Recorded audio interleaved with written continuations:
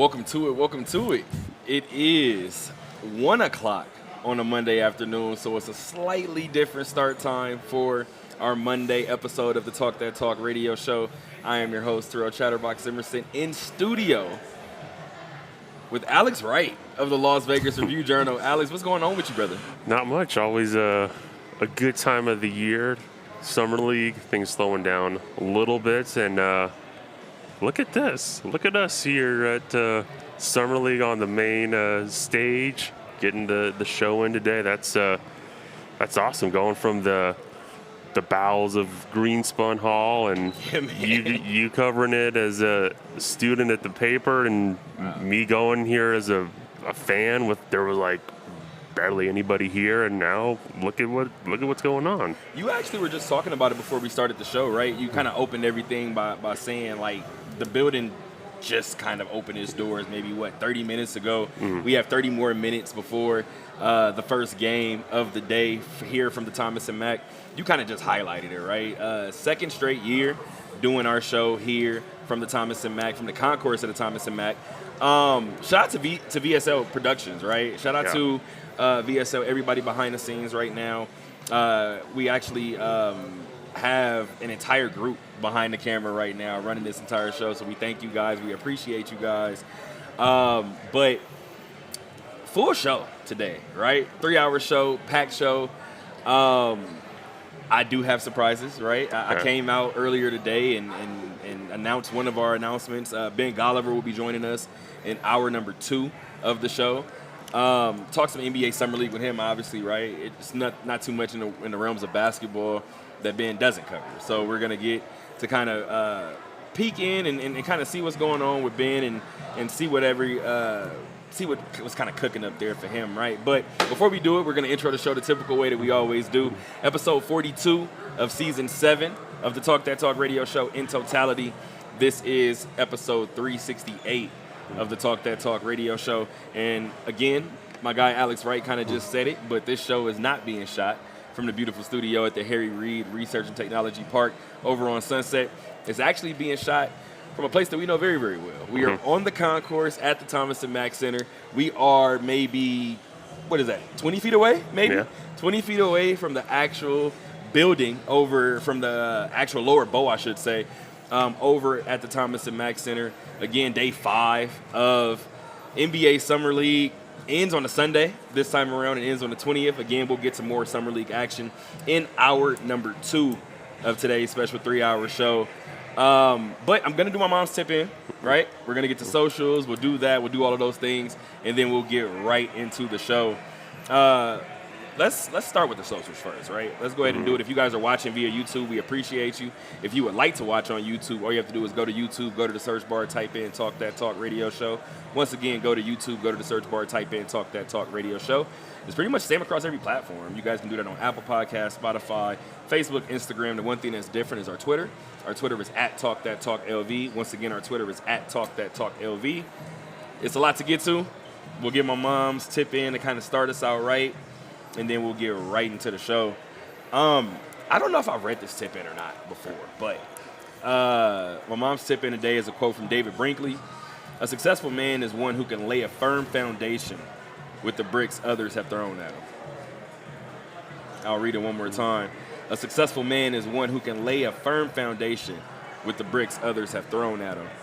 I feel like we're going to get to that maybe twice during this show, right? We'll reiterate that tip in. But as you kind of just said, busy time of year, right? I feel like we're going to mention a couple of all-star breaks during this particular run. But let's go ahead and get to it the only way we know how. Let's start with a little bit of aces, right? Let's start with some aces talk. Start with the local team here struggling this year. Struggling by a mighty amount. But most recently, 104, 102, a season high in points put up by this Las Vegas Aces group. Did give up 102 points, right, on the other end. But what was your overall takeaway from a much-needed victory for this Aces team? Well, you mentioned much needed after a tough road trip, and Asia Wilson made her return to the Aces after missing some time with an injury, and had a nice game, 25 points in the first half and 34 points and 16 rebounds, and this game kind of encapsulates the Aces season, right? If they've leaned so much on Asia and she's needed to be a superstar and even exceeding that for the Aces to win games or be in games against a really good Golden State team that's over exceeding expectations that a lot of people had for them. So I think this was really, like you said, a much needed win, especially with how well Asia played and how got a big game from Jackie Young too. So it just felt like if they had lost that game, I know it's early in the there's still, we say early in the season, but there's getting to the midway point of the season, the All-Star break coming up. You just kind of wonder, can this be some sort of a springboard or something to get to the second half of the season, use that All-Star break as a time to rest and recover and reset, especially maybe with the Chelsea Gray or a Jewel Lloyd and some other players too, and kind of regroup and try to figure out what this team's kind of identity is as you get ready for the playoffs. And they're gonna, if they make the playoffs, it's kind of crazy to say, but I mean it's certainly possible with how tight kind of that second half, that 5 through 9 kind of is in the WNBA standings. So they'll have a big uphill battle to climb if they want to try to win a championship or even be in that conversation of title contenders. So I know I was here checking out Cooper Flagg and Dylan Harper, and you were at the game. Just kind of what was the environment and feel like, especially like on the floor with the team and having Asia back. And the funny thing is, actually, ironically enough, that was the one of the few times that I wasn't actually in the building for the game. I still did cover it, right? But just in the conversations that I've had, Asia, she kind of actually addressed it in the post-game presser a little bit, right? Asia's not somebody who likes to sit. And you don't really find too many athletes who like to kind of take a seat, right? But you do find athletes that will rush their way back. And Asia is one of those players that will rush her way back. So I kind of like the way that Callie Finn, shout out to Callie Finn as well from the RJ. I like the way that she approached the question that she asked Asia, right? She was like, are you playing through an injury? Was there a misdiagnosis? Like you kind of just talked about it right now. 25 points in the first half. Asia kind of highlighted, it's my offhand. So as long as I can do what I can do with my left hand, the right wrist is sprained. So we can see kind of where it goes. I do want to highlight and just point out really quick, Asia dealt with a left hand injury on the way to that second championship on the back end of that back-to-back. Nobody knew until the parade. Asia came out with a wrist brace, and everybody was like, oh, okay, you've been battling something, right? So Asia's not unfamiliar in terms of playing with injury and especially hand injuries and wrist injuries, right? So this is something that she has done before. I think what's bigger for me in terms of my takeaway from this game, 30 points for Asia, right? Of course, 34 points from Asia, but it was 2 30-point nights on that Aces squad. Jackie Young had 30 points as well, but Jackie scored the last 10 points for this group after the game was tied at 94 apiece. The reason why I want to highlight that is because in the game prior to that, the Aces missed 3 field goals inside of 9 feet in the last 33 seconds. Jackie had 2 of those layups. So Jackie obviously alluded to it a little bit in the post-game presser as well, kind of highlighting, hey, first of all, I think it might have been the first time that she's actually openly said that something was kind of tough for her, right? Layups are one thing. Missing a layup is obviously gonna weigh on an athlete the way that it does. However, missing 2 layups in crunch time, and you don't necessarily have the history of doing such, it weighed on Jackie, right? So to see Jackie take over in crunch time of this game in a big win for the Aces, I think that was probably the biggest boost of energy for this group, more than Asia return. Yeah, definitely. We've noted the struggles of Chelsea Gray and not maybe being back to that form that before that injury, before the finals, and Jewel Lloyd, some ups and downs, and trying to find consistency with her shot and offense rhythm. And going back to when the Aces were winning back-to-back championships with their core 4 with Kelsey Plum in there, it was always 2 or 3 of those players having a big night, if not all 4 of them, having a big scoring night or finding ways to contribute and all that. And the Aces haven't really found that this year. It's always been Asia and maybe someone has a big game, or it's just kind of a piecemeal with a couple players doing things together, working together, and putting the rest of the pieces together. And like you mentioned, that last game where they missed those, had a close loss. That's kind of like we talked about. That being a big boost of just not letting that spiral, not letting that be mentally always kind of being on your head of, man, we've had close games and we haven't finished. We haven't had the come up in the clutch, and not letting that kind of spiral. Right, talking about how this could be maybe a springboard moment for this team through the rest of the season. So, still a lot to go, and a lot of a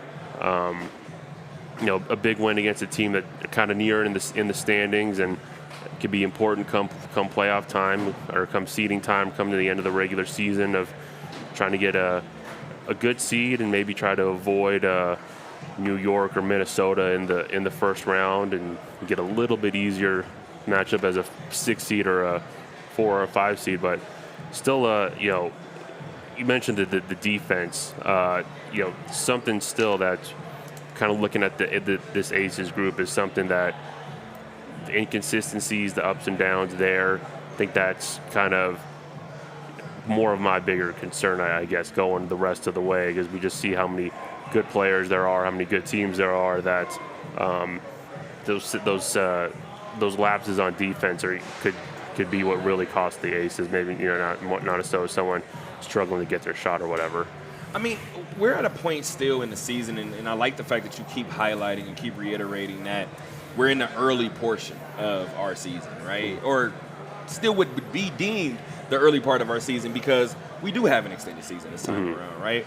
So I was thinking about it earlier, and you said this was a game against a team that is nearby in the standings.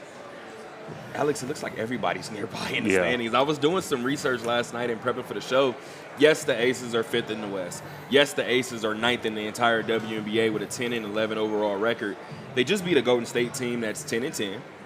They are still sitting behind Indiana and a Washington team that's both sitting at 11-10.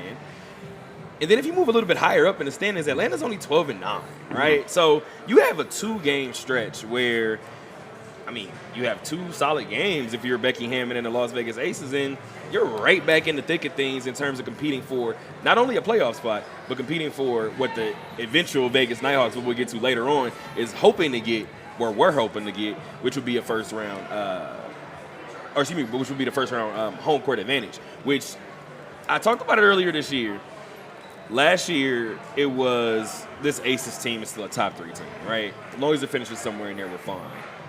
This year, it has kind of regressed a little bit to, as long as this team is in the top 4 of the W. About 10 minutes ago, you were just sitting here telling me that this team is fighting for a playoff spot. Yes, this team has floated, and I think I said it in one of the stories recently over on TalkThatTalkRadio.com. We're at a point right now where the Aces have floated and flirted between 7th spot and the 9th spot more than anywhere else that they've been all season long. So as long as that continues to be at the forefront of this group, I'm not really sure how much the ceiling has lowered for them at the present moment. Yeah, we'll see. I mean, right now with this team, they don't look like a title contender. They're definitely multiple steps back from where they were, maybe even last year, and of course a couple of years ago when they were winning. So it's going to be an uphill battle wherever they finish. Like you mentioned, it's tight. They're 10-11, and you look at like a team behind them, like Chicago 7-13. Not the best record, but Angel Reese is playing a lot better, and if they figure it out, if they click off a couple wins, and the Aces have a couple of more bad games, they could be digging themselves in a hole that they've probably never seen and never expected to be in, probably. I'll tell you this. I believe that we are in a spot, because this WNBA season is extended, I believe we're in a spot at the present moment where in looking at these standings yesterday, somebody's going to make a drastic push in this second half. I don't know if it's the Aces. I don't know if it's Washington. I don't know if it's Indiana. I don't know which one of these groups it is. One of these teams we're going to look back to at the 10-10 or 10-11 or 11-10.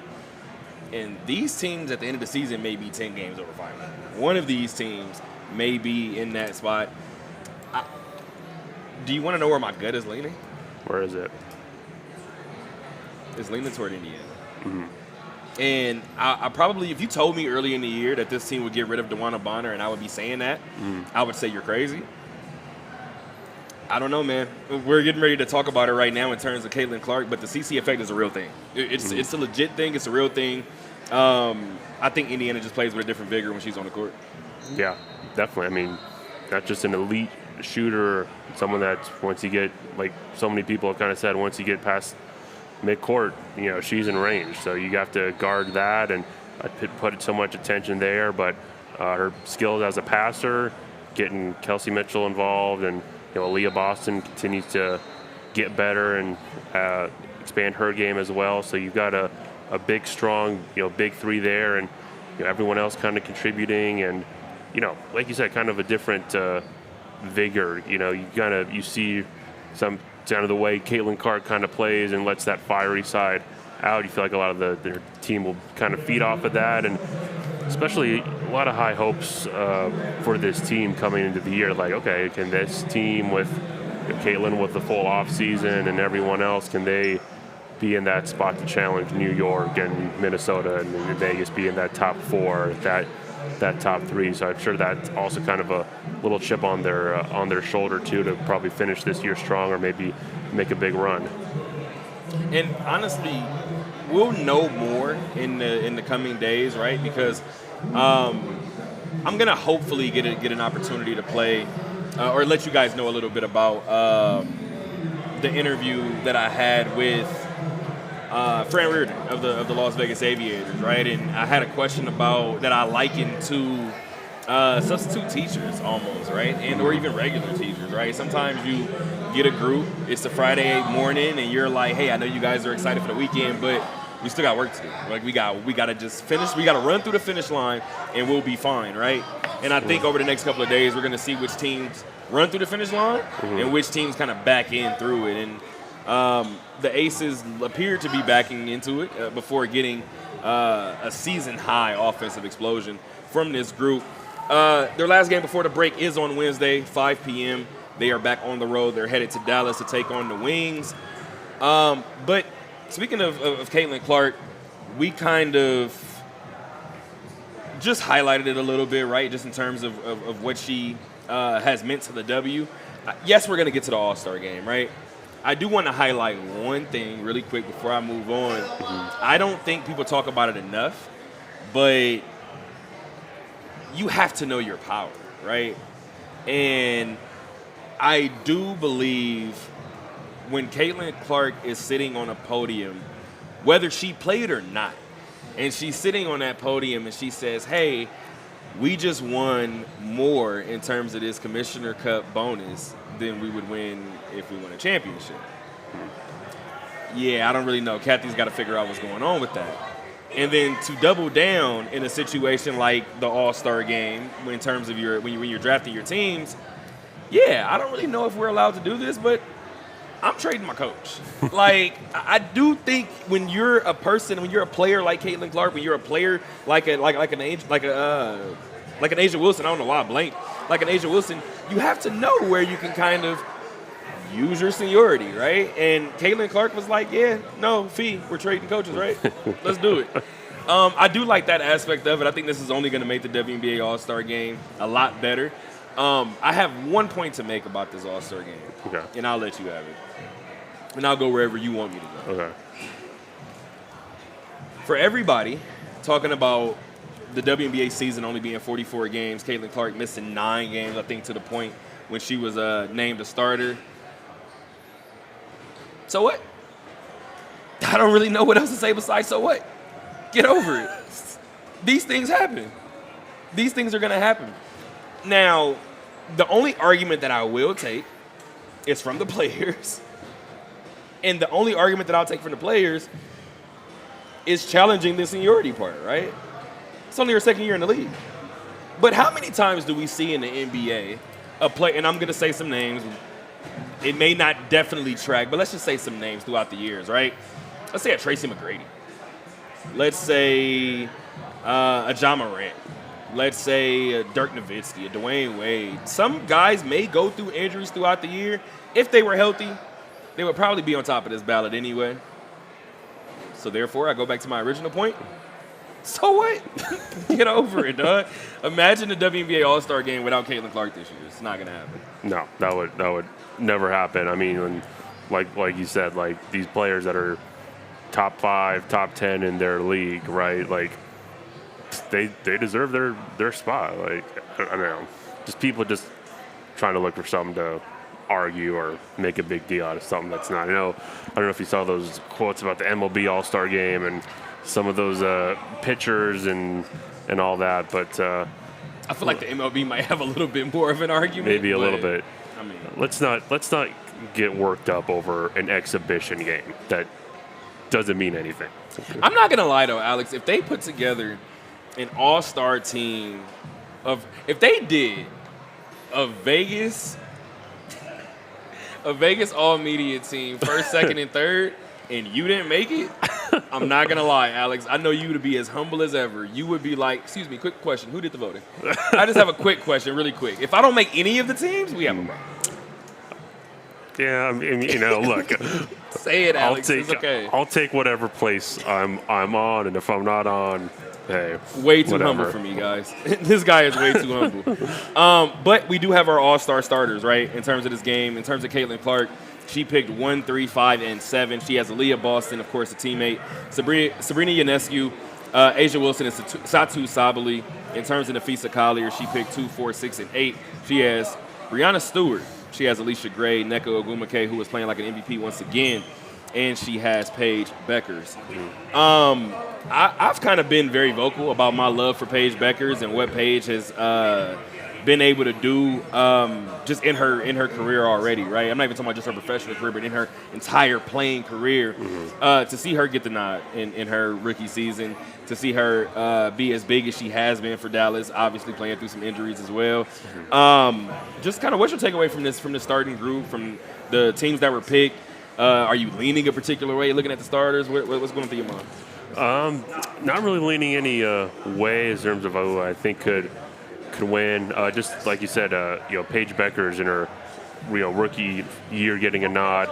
I mean, we saw last year with Caitlin and some of the other rookies that quick jump to the WNBA after your college career. It can have a grind and be tough on you. And some of their rookies last year, their first half of the year was not as good as maybe other people thought, but good.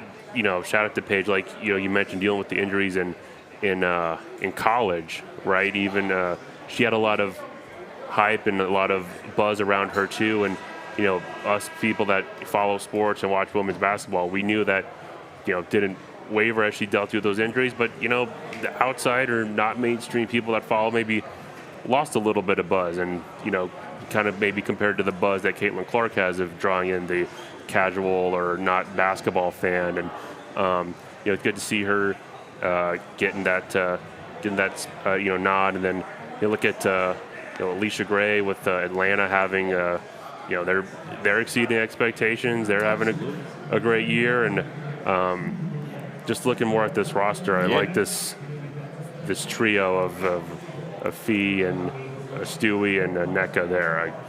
That could be I kind of lean towards that group and like that group and the you can say it sounds like hell on earth. It's okay. It's okay. It sounds like front court hell. Just that I would not want to face that any group anytime. And actually, as we're 128, so we're getting ready to head into the first game of the day from the Thomas and Mack, right? And I'm gonna be completely honest, I've been so shell shocked on this show. I'm gonna have to go ahead and see who's playing. I believe Atlanta and Chicago might be starting out for us tonight. It's Atlanta and Houston. There we go. So we got Atlanta and Houston tipping off from the Thomas and Mack shortly. In terms of the All-Star game, let me go back and look at this. Because we see it every year, right? We see it every year. I'm looking at these rosters right now. You usually see somebody who stands out, right? And usually you see them early in the game. I remember 2 years ago, it was 2 years ago, when the All-Star game was here in Vegas and we were over at the house, I leaned over and told Willie Ramirez, maybe 2 minutes, 3 minutes into the game, I said, Jewel Lloyd is looking for the MVP. Like, everybody feels it, right? Like, she just lost Stewie. She just lost Sue Bird. Yeah, let me go out and get this All-Star game MVP. And I believe might have been the season that she set the single-season scoring record, which was eventually broken by teammate Asia Wilson now. Do you feel like we're going to get one of those in this particular game? If so, I have an answer where I'm leaning, but I want to know if you have an answer. Because I'm looking at these starters, and I think I see somebody who might go for it. I want to hear who you think. I don't have anyone that comes to mind. I got two answers for you. You guys know how it works, right? My brain is trying to tell me one thing, but my heart is telling me another one. My heart is telling me I hope Alicia Gray goes out there and gets some buckets. Like, that's what my heart tells me, right? My brain tells me that front court that you just said of Nafisa Collier, Breonna Stewart, and Nneka Ogwumike, in addition with the rest of this group, has been watching the W all season long. I think it'd be nice if Nneka goes out there and goes and snatches the WNBA All-Star Game MVP, because it'll force people to kind of turn around and go, well, she does have an MVP, huh? Well, she is a champion, right? So you'll look back at Nneka's career and you'll go, well, maybe we should put a little bit more respect on Nneka Ogwumike's name. I think Nneka with an MVP might be pretty nice. I don't know what the odds are for it, but Nneka being an MVP for the All-Star game, I'll put my name on it. Yeah, I mean, I could definitely see that happen. I mean, she's, been in the league since 2012 and was a part of that Sparks championship team with Candace Parker, and that was when she won the MVP. And we look at Asia Wilson and Breonna Stewart and Nafisa Collier. They've played in these finals moments, and maybe that's kind of lost on Nneka. Maybe she hasn't had as many of those moments or big games, right? Like compared to those other teams there. So yeah, maybe it could be that night could be a good moment for people in the league and just basketball people in general. Reminder that she's definitely one of the greats of this this era, this generation, the last 15 years in the W. And you kind of just talked about it, right? Nneka almost embodies just a certain energy and spirit in terms of the league, right? You talk about league expansion. You talk about fighting for just rights within the CBA. Like, Nneka Ogwumike has been at the heart of a lot of different things, right? Along with her sister Chanae, right? Who has always kind of looked out for us, obviously, whenever she's here. Do you have anything else on the WNBA All-Star Game? I do have one other WNBA topic to get to. I'm on Statue Watch. Okay. And I've been on Statue Watch for a long time, but it's getting really bad now. Okay. I think I'm overly critical of statues. All right. And I also think I should highlight that growing up, I was afraid of statues. So I think that's why I have such a strong love for statues now. I think there's an energy that can be captured with a statue. I think that's the purpose of it, right? So to hear that Sue Bird is set to get her statue presented to her by the Seattle Storm, I can't do anything but smile. She'll be the first WNBA player to be immortalized with a statue by their WNBA team. I can't name a better person than Sue Bird to kind of start with. Do you have any poses in mind? I know a lot of people usually go to like cliche poses, and the one that I have in mind for Sue is extremely cliche, but I've seen her do it in a multitude of situations, and I can't really name too many people that have won more than Sue Bird. But it's the Tiger Woods fist pump. Like, I know it's simple. I know it could be simplistic, but I want the ponytail. I want the old school Seattle jersey. I want the fist pump. I do. That's me. Yeah, I mean, definitely that would be a fitting statue for her, and embodies all of that. I think that would be a perfect statue. you mentioned the old school Seattle Storm uniform. I'm trying to look them up. They got the Space Needle. with the red, Yeah, with the little bit of Lauren Jackson written in there, Yeah, like the little Sonics type of vibe or something. Oh, for sure. Absolutely, yeah. I feel like it's necessary. I feel like it's needed. We're actually going to get to – I told you I'm on Statue Watch. Okay. We're going to get to another statue talk. I saw your tweet. In hour 3. So you saw it. Okay. Some things I can't hold in, guys. I told you guys. Some things I just can't hold in. But you're absolutely right. In hour 3, we have more statue talk that I'm going to bring to the forefront.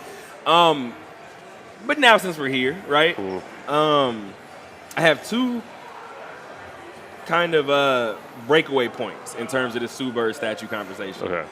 So I have one here, and I have one here. You want to go right hand? You want to go left hand? Because I don't know where we're going. Let's go right hand. Let's go right hand. I don't think this is a hot take anymore, but I have said it before. Naming your WNBA top 10 is harder than naming your NBA top 10. You want to try it? I said which one did you want to go with. Right. Right. The funny thing about the NBA top 10, if we asked everybody behind camera right now to name their top 10 in the NBA, I bet you we can name 5. We may not know the order, but I bet you we could probably name half of them. Oh, yeah. I mean, we all probably have, maybe even the same 6, Absolutely. 7 names for sure. And especially at the top, right? Yeah. Usually we know the first 3. We just don't know what order they're going to be in, right? If we ask everybody behind the camera right now to give us their top 3 WNBA players, I bet you we get 17 names. Probably would. Do you want to give me your top 5 WNBA players of all time so we can argue? Top 5. Hold on, give me your top 5. Okay. Do I have to go in any order? Give me your top 3 in order. I don't really care about 4 and 5 necessarily being in order, but I do want the top 3. I have to think about this for a second. Well, you want me to give you mine? Yeah, give me. So mine, I feel like mine. There's a slight trick in mine, but it's fine. I think Diana Taurasi is the GOAT. I think Candace Parker might be the best player I've ever seen with my eyes. I have Maya Moore in my top 5 of all time because Maya walked away at the top of her game, and I don't know what Maya could have accomplished. So I know a lot of people say that that's the hole in mine because there's a might, right? We don't know what Maya would have accomplished. But when you see what Maya accomplished in such a short period of time, I don't believe anybody else has done it. So just from that perspective, I'm cool leaving her where she is. Cynthia Cooper is in my top 5. Okay. And here's where I get stuck. So here's where everything stops. I don't know whether I'm going Sylvia Fowles. I don't know whether I'm going Tamika Catchings. I don't know whether I'm going Sue Bird. Lisa Leslie. I don't know whether I'm going Lisa. You forgot a name, didn't you? See, this is why I'm saying it's not fair. Yeah. This doesn't happen with the NBA. But naming your top 10 for the W is way harder than naming your top 10 for the NBA. Yeah. I got to piece together my top 5. Okay. Put Candace Parker, number 1. Maya Moore. Lisa Leslie. Okay. Diana Taurasi. Asia Wilson. Give me some. Give me some. Because I didn't want to be that guy to be caught in the moment, but somebody got to move. I don't know who got to move, but somebody got to move. Because I think when it's all said and done, Stewie and Asia are in that top 5, and you guys got to figure out the rest. We didn't name Lauren Jackson. I think Simone Augustus is one of my personal favorites, like ever. Yeah. And that's just, I think I have Simone way higher than most people do. That's fine. Like, Simone Augustus is at a different level for me. But again, that's just where I'm at. Now, that was number 1. You ready for the second one over here? Okay. Give me the next 2 WNBA legends to get their statue.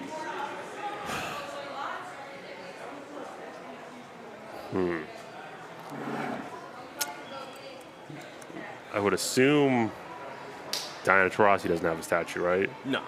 I assume her. I feel like that was my answer, too. Feel the one. And then Candace Parker doesn't have a statue, right? So, here's where I'm at. Because I'm with you. 80% of the way. Here's the reason why. I'm with you on Diana Taurasi full-fledged. I think DT gets hers. Already the league's all-time leading scorer, right? First to 10,000 points, Diana Taurasi is going to get her statue. I believe in the next 2 statues that get unveiled. I think the Sparks do unveil a statue. I don't think it's Candace's, though. Mm-hmm. I think it goes back to the name that you just said. I think it's Lisa. Mm-hmm. I think there are too many times, myself included, in this moment right here, where now, with all due respect to Lisa, you look at the names that have come after Lisa and you go, well, this person, well, this person, well, this person, and then you have to go back and look at Lisa play and go, okay, let me rearrange this list real quick, right? So I do see, especially after retiring Candace Parker's jersey, I could see the Sparks doing something for Lisa Leslie very soon. Mm-hmm. And a statue next to the Shaqs, next to the Kobe's, next to the Chick Hearns. Yeah. I remember Candace Parker, when she got her jersey retired, she said to see, like, Parker 3 up there next to some of the names, next to the Wilts, next to the Shaqs, to the Kobe's. Mm-hmm. And I think I said it on the show. You might have been on the show. I thought about it just in terms of my L.A. growing up, my L.A. lore, and I was like, yeah, she counts. She counts as that. Mm-hmm. Lisa absolutely counts as that as well, right? So having Lisa somewhere in front of Crypto.com and it's forever Staples Center to me, I think that happens. I think that happens soon. And also, I just have to admit, LA doesn't like playing the background very much, so I could see LA seeing Seattle come up with that statue. And Lisa, you want one? Lisa, you want us to build you one of these? I can absolutely see all of LA getting behind something like that. Yeah. So we'll get some more statue talk in hour number 3 of the Talk That Talk radio show. We are getting ready to wind down hour number 1. We'll end again. We're on this campus. We're over here at the Thomas and Mack. Alex, we know these halls very, very well. We know this campus very, very well. Mm-hmm. I am very, very critical of this campus. I am extremely critical of this campus. And it's only because we've talked about this before on the show. It's only because the stories of Jerry Tarkanian exceed Vegas, right? Like, they're beyond Vegas. They're beyond just UNLV. And to see this basketball program kind of just twiddle its thumbs in the mud for as long as it has, it becomes disheartening at a point, right? It becomes disheartening to the point to where you almost don't see the light at the end of the tunnel. You almost don't have that positive vibe that you used to have at one point in time when it comes to the team. Mm-hmm. And Josh Pastner comes in, right? And everybody asked me, and I still haven't talked to Coach directly yet, everybody asked me initially, how did I feel about the move? And I said, well, I have 2 initial reactions. Mm-hmm. My first reaction was, is he going to be serious enough when this program needs to be serious, right? And by the way, I've heard nothing but great things about Josh Pastner. Yeah. My second thought was, maybe this is what the group needs.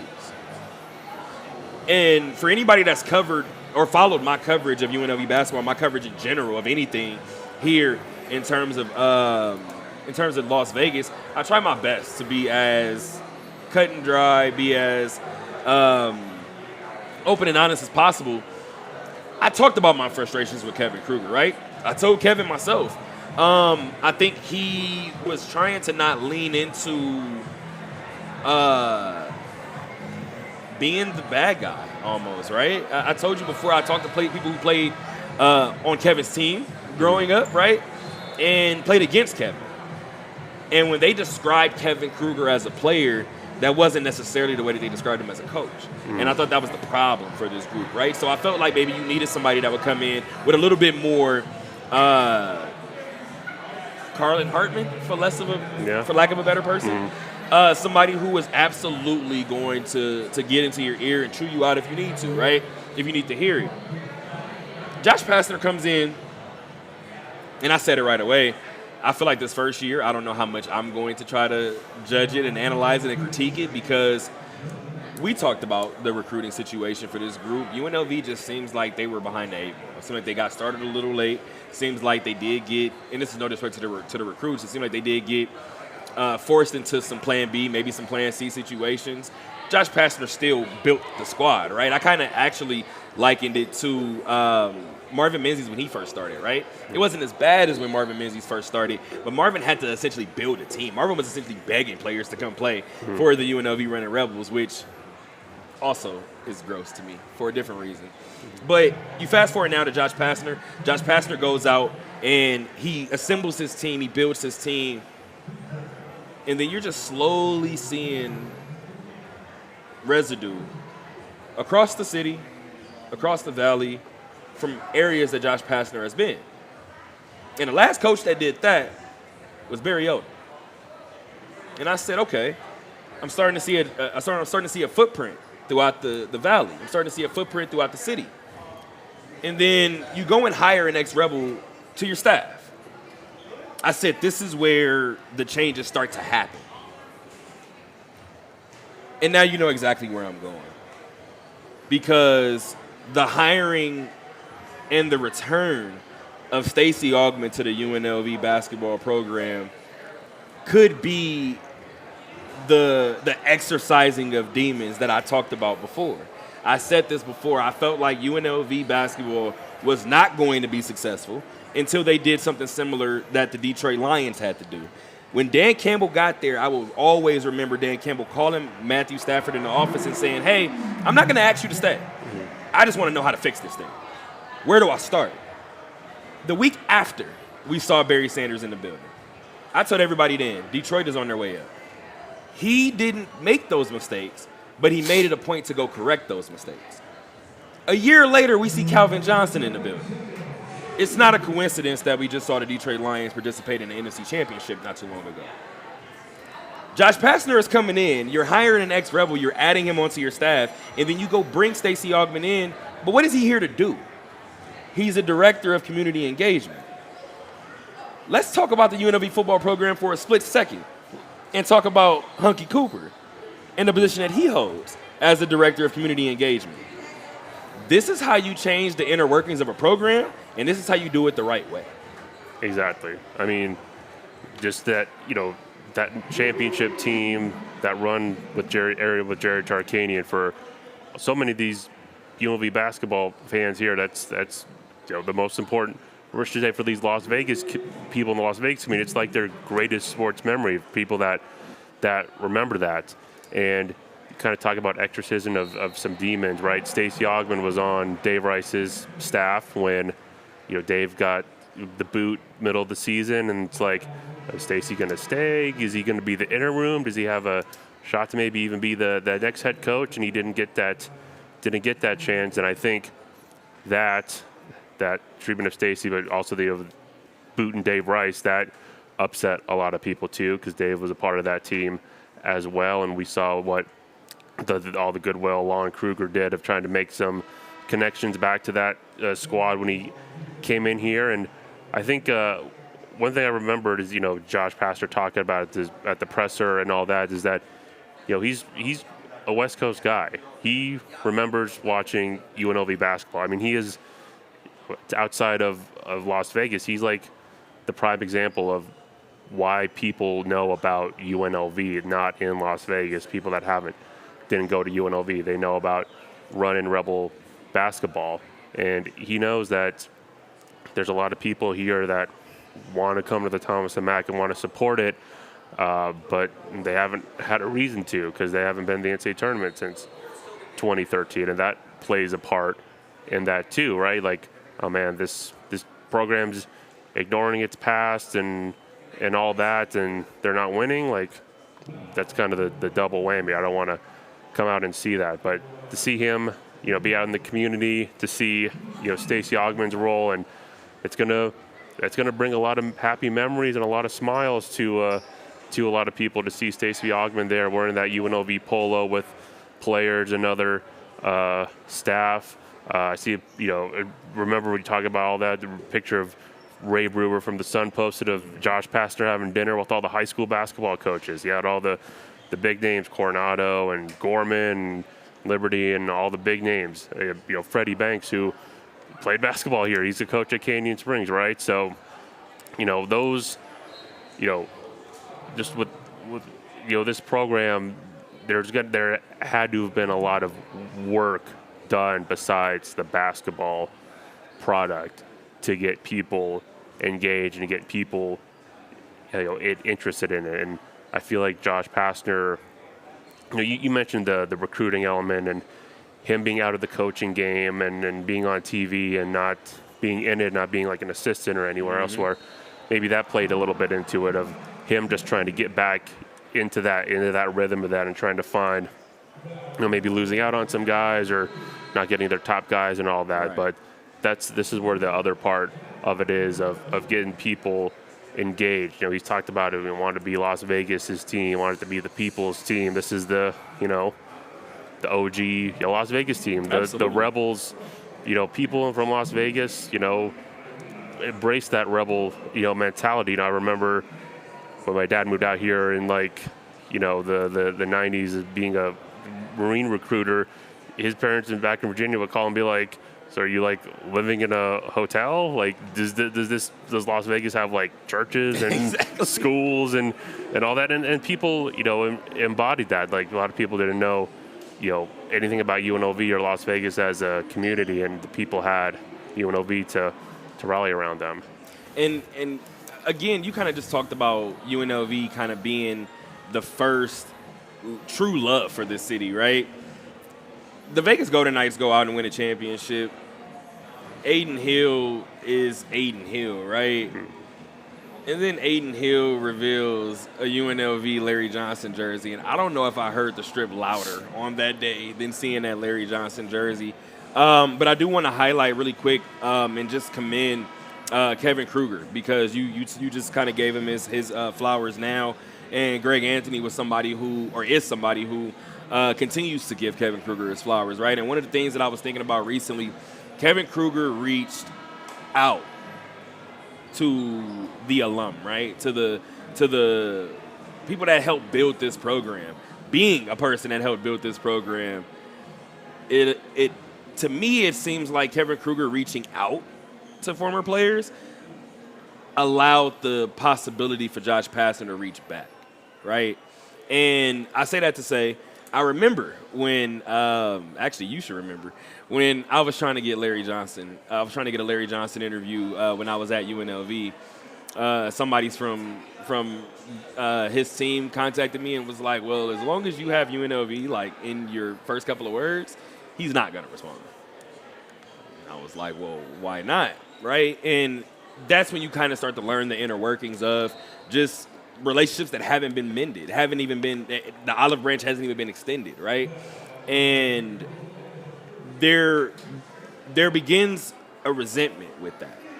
And when I talk to a person like Greg Anthony, and Greg is like, Kevin's the only one that reached out. Well, I mean, like Greg told me last year, I seen Greg a couple of days ago, like Greg told me last year, you think that we don't want to be here? We helped bring a championship here. We want to be here. We want to be a part of it. We also, want to, and this is me kind of paraphrasing, but you want to be wanted. You want to be wanted at your alma mater. And these are conversations that we've had, right? You talked about being in the bowels of Greenspun. When we left there, that was one of the conversations that I had there. The way that we leave determines if we return. That matters, and it's the truth. There's some truth behind that. The reason why I say that some of these demons may be being exercised, because Larry Johnson tweeted about UNLV. I almost broke my phone. I was like, there's no way that this is really happening right now. He said, contrary to to a lot of the conversation that was going on, he had to double down and let everybody know he's not working with the Run the Rebel program, but he supports his friend Stacy. Obviously, he believes that it can go somewhere. Obviously, with the right guys behind it. That's the first time I've seen Larry Johnson say the name or even type the name UNLV in 10 years. And the first time I've seen Larry on UNLV's campus was when Kevin Kruger was the head coach. So that's the thing, as you just said a second ago. I'm not necessarily looking at Josh Pastner and what the basketball team looks like on the court this particular first year. Josh Pastner may have already won year one, and he hasn't played a game yet. Again, from the concourse of the Thomas and Mack, day 5 of the 2020, almost at 26, 2025 NBA Summer League. I'm Terrell. That's Alex. Hour number 2 coming up shortly. We will break down some of the NBA Summer League happenings that we've seen already. I see Terrell Gordon behind the camera as well. We got Bloom Visuals in the building. Do you have an update on Atlanta and Houston? I don't know if you still got the tab open. No, I don't have the tab open. I can barely see, but it's 27, 20-something. 26. 27-26 Houston. There it is. There we go. So we have maybe a 5-minute little intermission. We'll see if the next guest is in. You guys already know Ben Golliver of the Washington Post will be joining us. I do have a special guest for hour number 3. I'm excited for it. You guys have been asking me for it. I was able to make it happen today. That is coming in hour number 3. But up next, Ben Golliver of the Washington Post, hour number 2. Stay tuned, guys.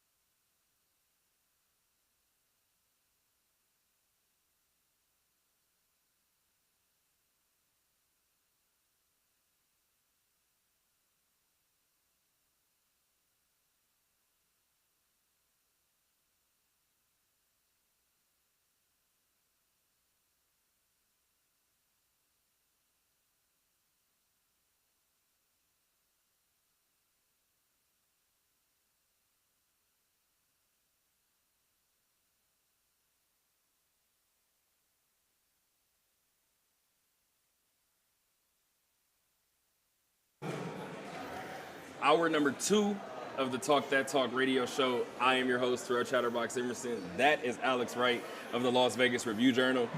It's hour number 2 of this special 3-hour edition of the Talk That Talk radio show. We are shooting this show from the concourse of the Thomas and Mack Center on day 5 of NBA Summer League. We're looking around. There's some constant happenings in the Thomas and Mack. Over inside of the Thomas and Mack right now, we do have Houston and Atlanta locked in a battle in the first half. Alex, you got an update? It is 33-32 Atlanta with the lead. We're still early in the first half, early in the second quarter. Got a lot of games on. A lot of games today, highlighted by an interesting nightcap between the Clippers and the Lakers. Should be a lot of people here for that one. So since this is our Summer League hour, this is our NBA hour. I do have. I'm just gonna throw some stuff at a wall and see if it sticks. Okay. You've covered Summer League several years now, right? This Clipper-Laker game later tonight is a different feel than the Nets-Knicks, right? Like, when the Clippers and Lakers play, even during Summer League, the buildings are split, right? Like, the building is split. I had a conversation with Elton Brand 5 years ago, maybe, about this particular series, and he was like, no, it doesn't matter. Like, preseason, Summer League, Rec League, like, these two teams don't like each other. So I'm interested to see what starts to build over Summer League, right? Because we've seen Miami be a team throughout Summer League, throughout history in Summer League, where they're pesky. They take on the attitude of the big league club, right? And that's usually what we see during Summer League. These teams are running the exact same sets as the NBA squads. And this Laker-Clipper game is usually one to watch, and you kind of just talked about it. I'm excited to see it tonight. You think Bronny plays? Yeah, I think he'll play. I think this will be game 3 if he plays in Vegas. Yeah, and he played in the California Classic too. I mean, I think he should play. Okay, so here's my hot take. Okay. Bronny has shown that he can have success against. This is no shot, but he can have success against players of this caliber. Mm-hmm. We've seen Bronny drop 30 in the G League, right? Mm-hmm. So we know that Bronny can play. It's a matter of can Bronny play in the NBA, right? Mm-hmm. It's one of those questions. So I'm interested to see him matched up next year in certain moments with a Colin Sexton, with a Jordan Clarkson, with an Isaiah Collier. I just named 3 Jazz. Yeah. What the hell is going on? I apologize for that. I don't know why I did that. But I do believe that type of makeup, right? We talked about Davion Mitchell before. That type of makeup, the Kyle Lowrys of the world, the Jared McCains of the world, that's what we need to see Bronny against. I mean, I've said this before. Bronny's not out here lighting it up and giving you 28, 30. He's not doing that this particular Summer League, right? But Bronny is going out there. Bronny's shot looks better. Mm-hmm. Bronny, his decision-making looks better. And just plain and simple, I covered Bronny last year. Down there, we were a little bit more in the trenches, in the media scrums last year. But Bronny, great kid. Mm-hmm. Bronny couldn't tell me last year he wasn't nervous. Every single game, Bronny looked like he was overthinking the situation. I think that G League success throughout the year has allowed for Bronny to kind of come into this Summer League experience and allow for him to be more of himself, right? We've seen him.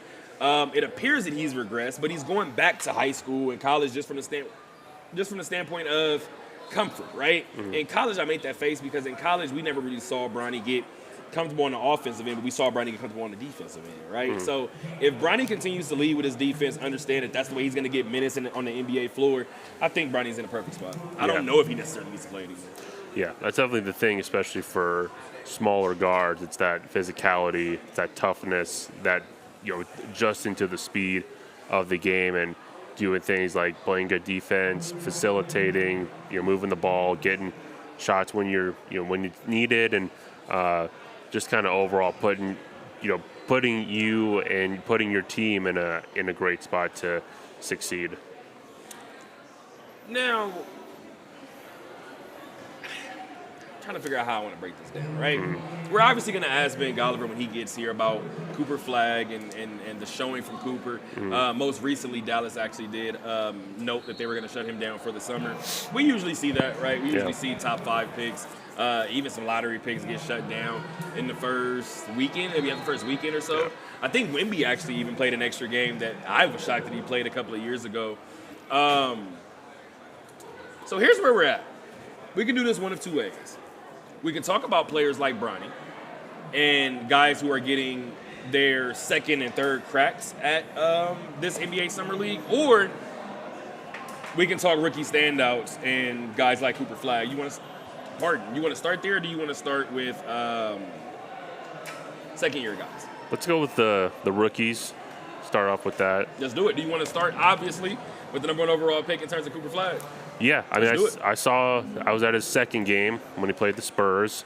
Of course, everybody after the first game noted he did the other things well. He rebounded, passed, played good defense, and looking at the shot, you were shot 5 of 21. Everyone's like, oh, he missed a bunch. Like, well, he was taking a bunch. So you got to see, like, okay, he feels some sort of confidence or comfortability with his own shot and how he wants to score and all that, to where he wants to take all those shots and everything, right? So second game, definitely was scoring the ball a lot. We saw a lot of some explosion with some nice dunks, or a nice alley-oop dunk from there in the game, a couple of one-handed dunks.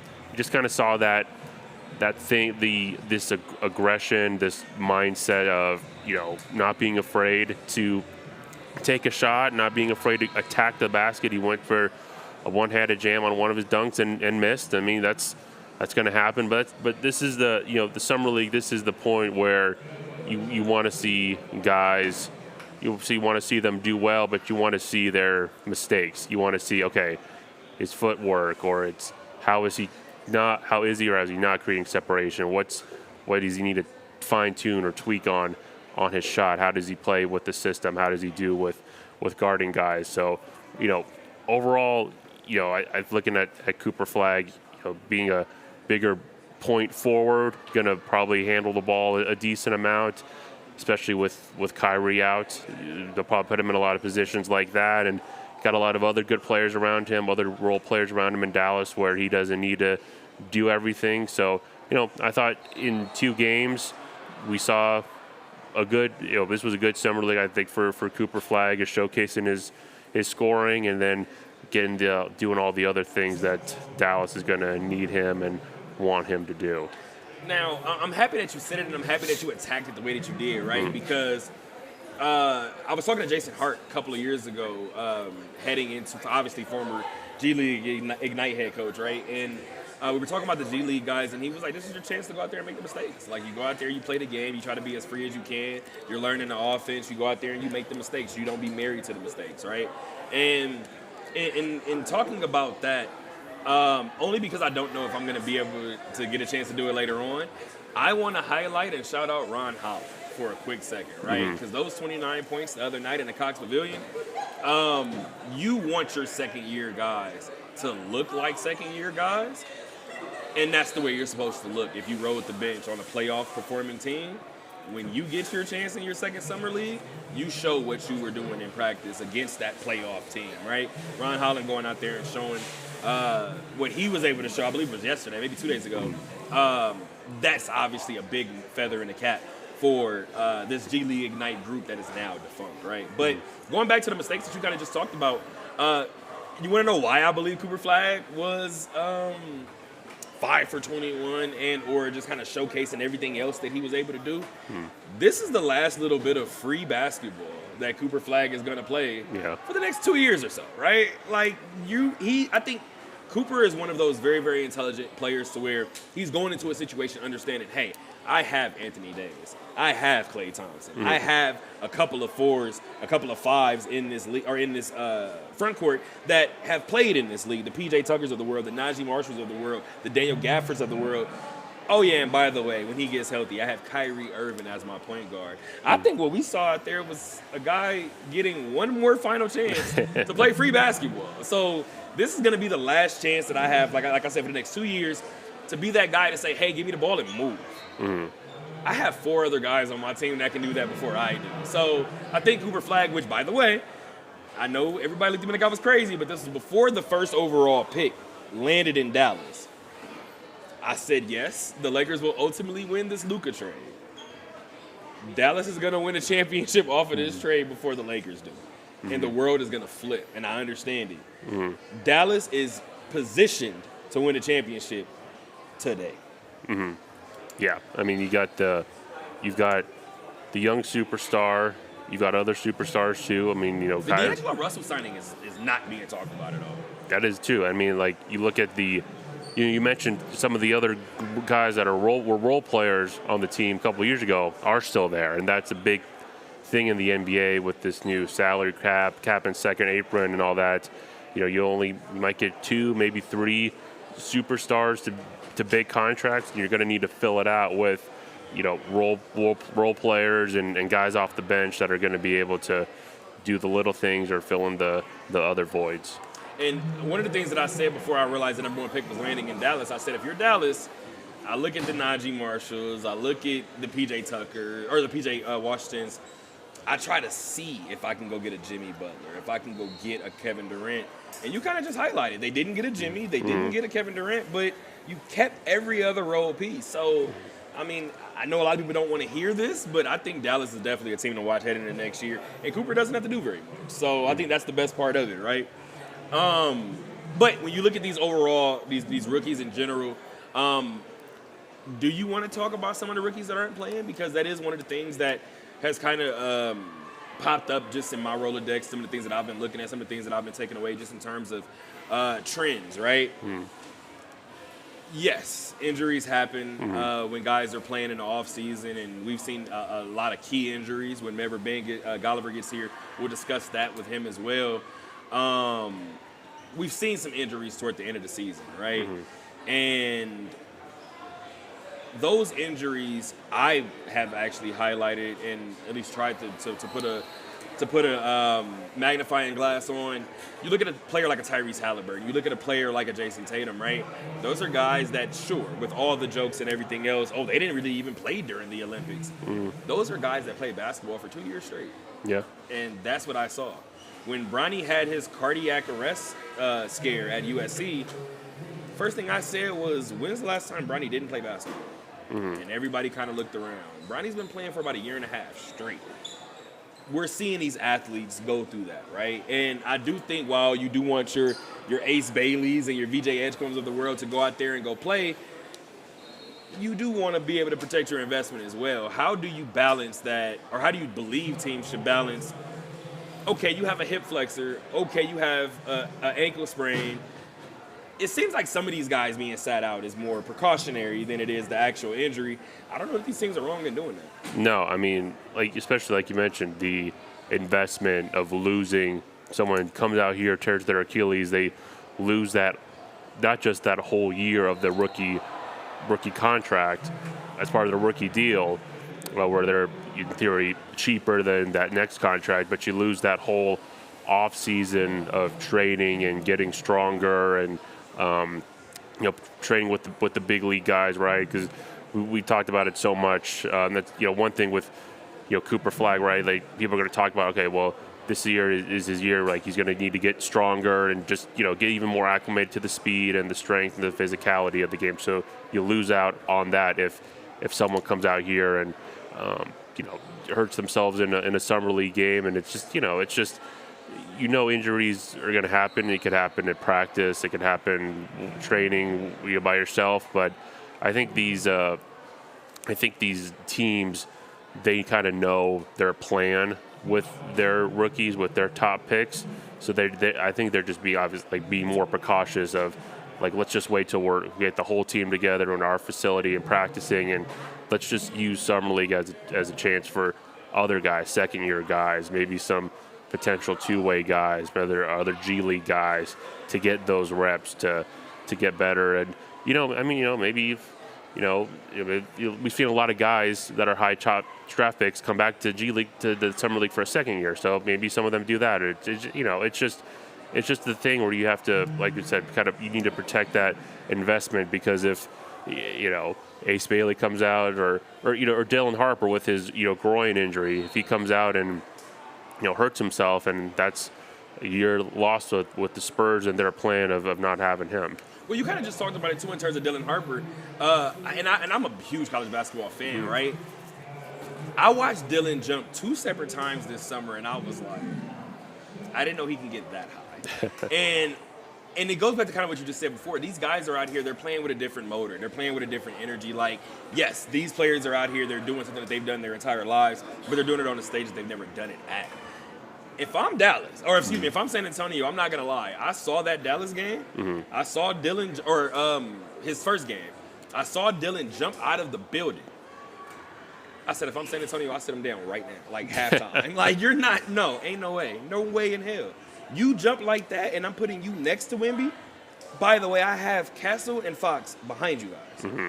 Yeah, no. So I'm with you in terms of protecting your investment, right? You have to go about it a certain way. You don't want to wrap your guys in bubble wrap, but you do want to be smart in terms of how you're attacking the situation.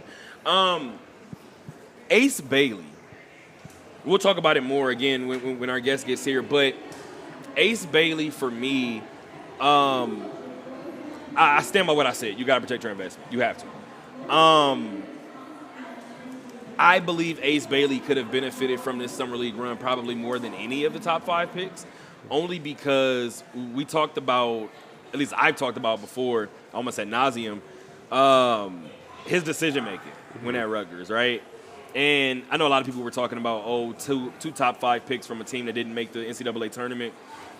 I feel like that team had the talent to make an NCAA tournament. It was based on decision-making. Ace Bailey is going into a situation in Utah where he'll be able to still be that guy if he wants to be. If he wants to take 15, 18, 20 shots a game, he'll probably be the guy to do it.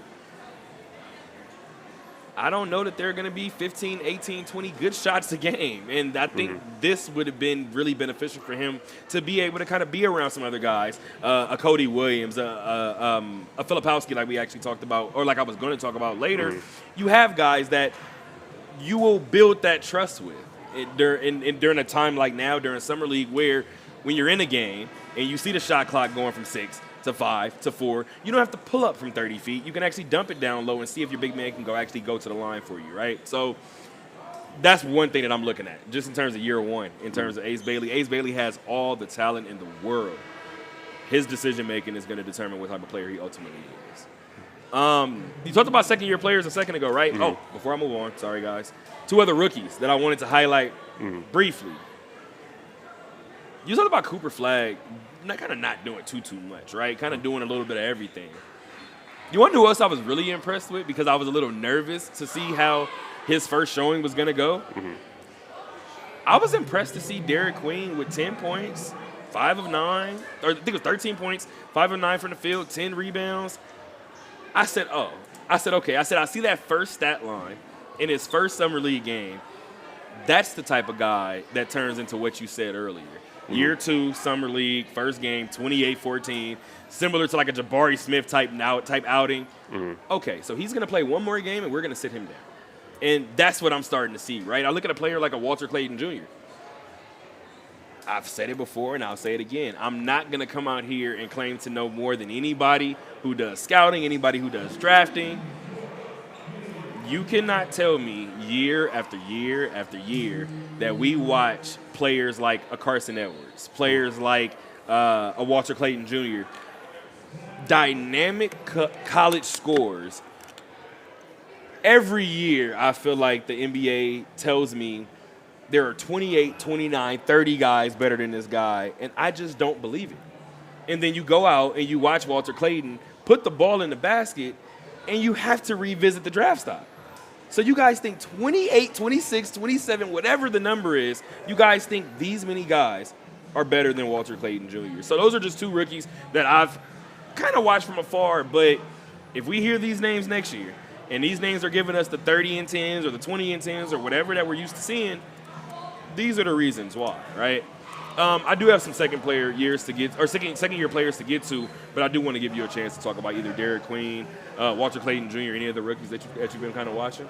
I've been seen some highlights and some things from like the Colorado State people from Nikhil Clifford. Doing like we said, doing a little bit of everything there for the Kings. They took him late in the first round, right? And with Sacramento and whatever they're doing, right? Just trying to give him and give that just give him opportunities to shine, opportunities to showcase. I just want to highlight really quick. Yeah. You said Sacramento with whatever they're doing.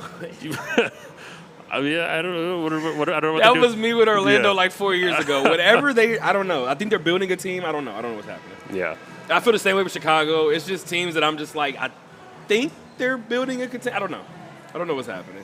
Yeah. Anybody else stand out? Because as soon as you said Mountain West, I thought about obviously Donovan Williams as well, right? Donovan Williams playing for the Denver Nuggets. David Milwaukee actually playing for the Chicago Bulls. And Elijah Harkless obviously playing for the Utah Jazz as well. Did you have anybody else that you wanted to highlight?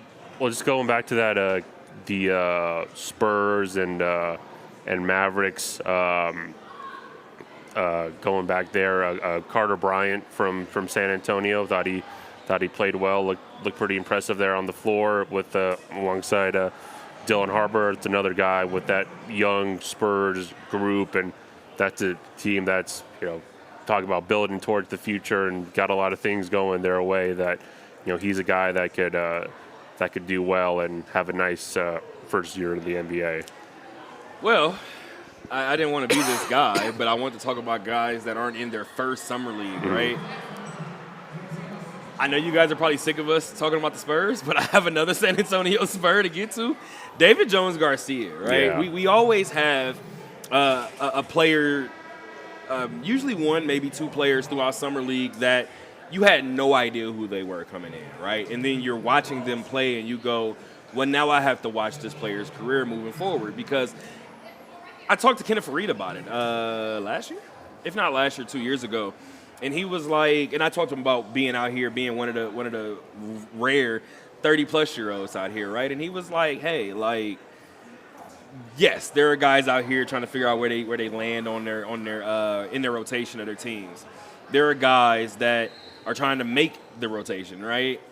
He said, and then there's guys like me who have been in the league. He said, but there's a lot of basketball to be played out here. He said, so you may be doing this to show the big three what you can do. You may be doing this to show what you can do overseas. He said there's a multitude of avenues, right? So I look at a player like a David Jones-Garcia, and let's just say he's not on an NBA roster to start the season in October. He'll be on somebody's roster to start the season this fall. And it's strictly because of the head-down work mentality, right? And that's usually what's beneficial here at Summer League. The head-down, just stay working mentality usually yields you the best results. And I think David Jones-Garcia might be the best result of that this season. Yeah, I mean, he definitely stood out in that game too, getting a lot of buckets there.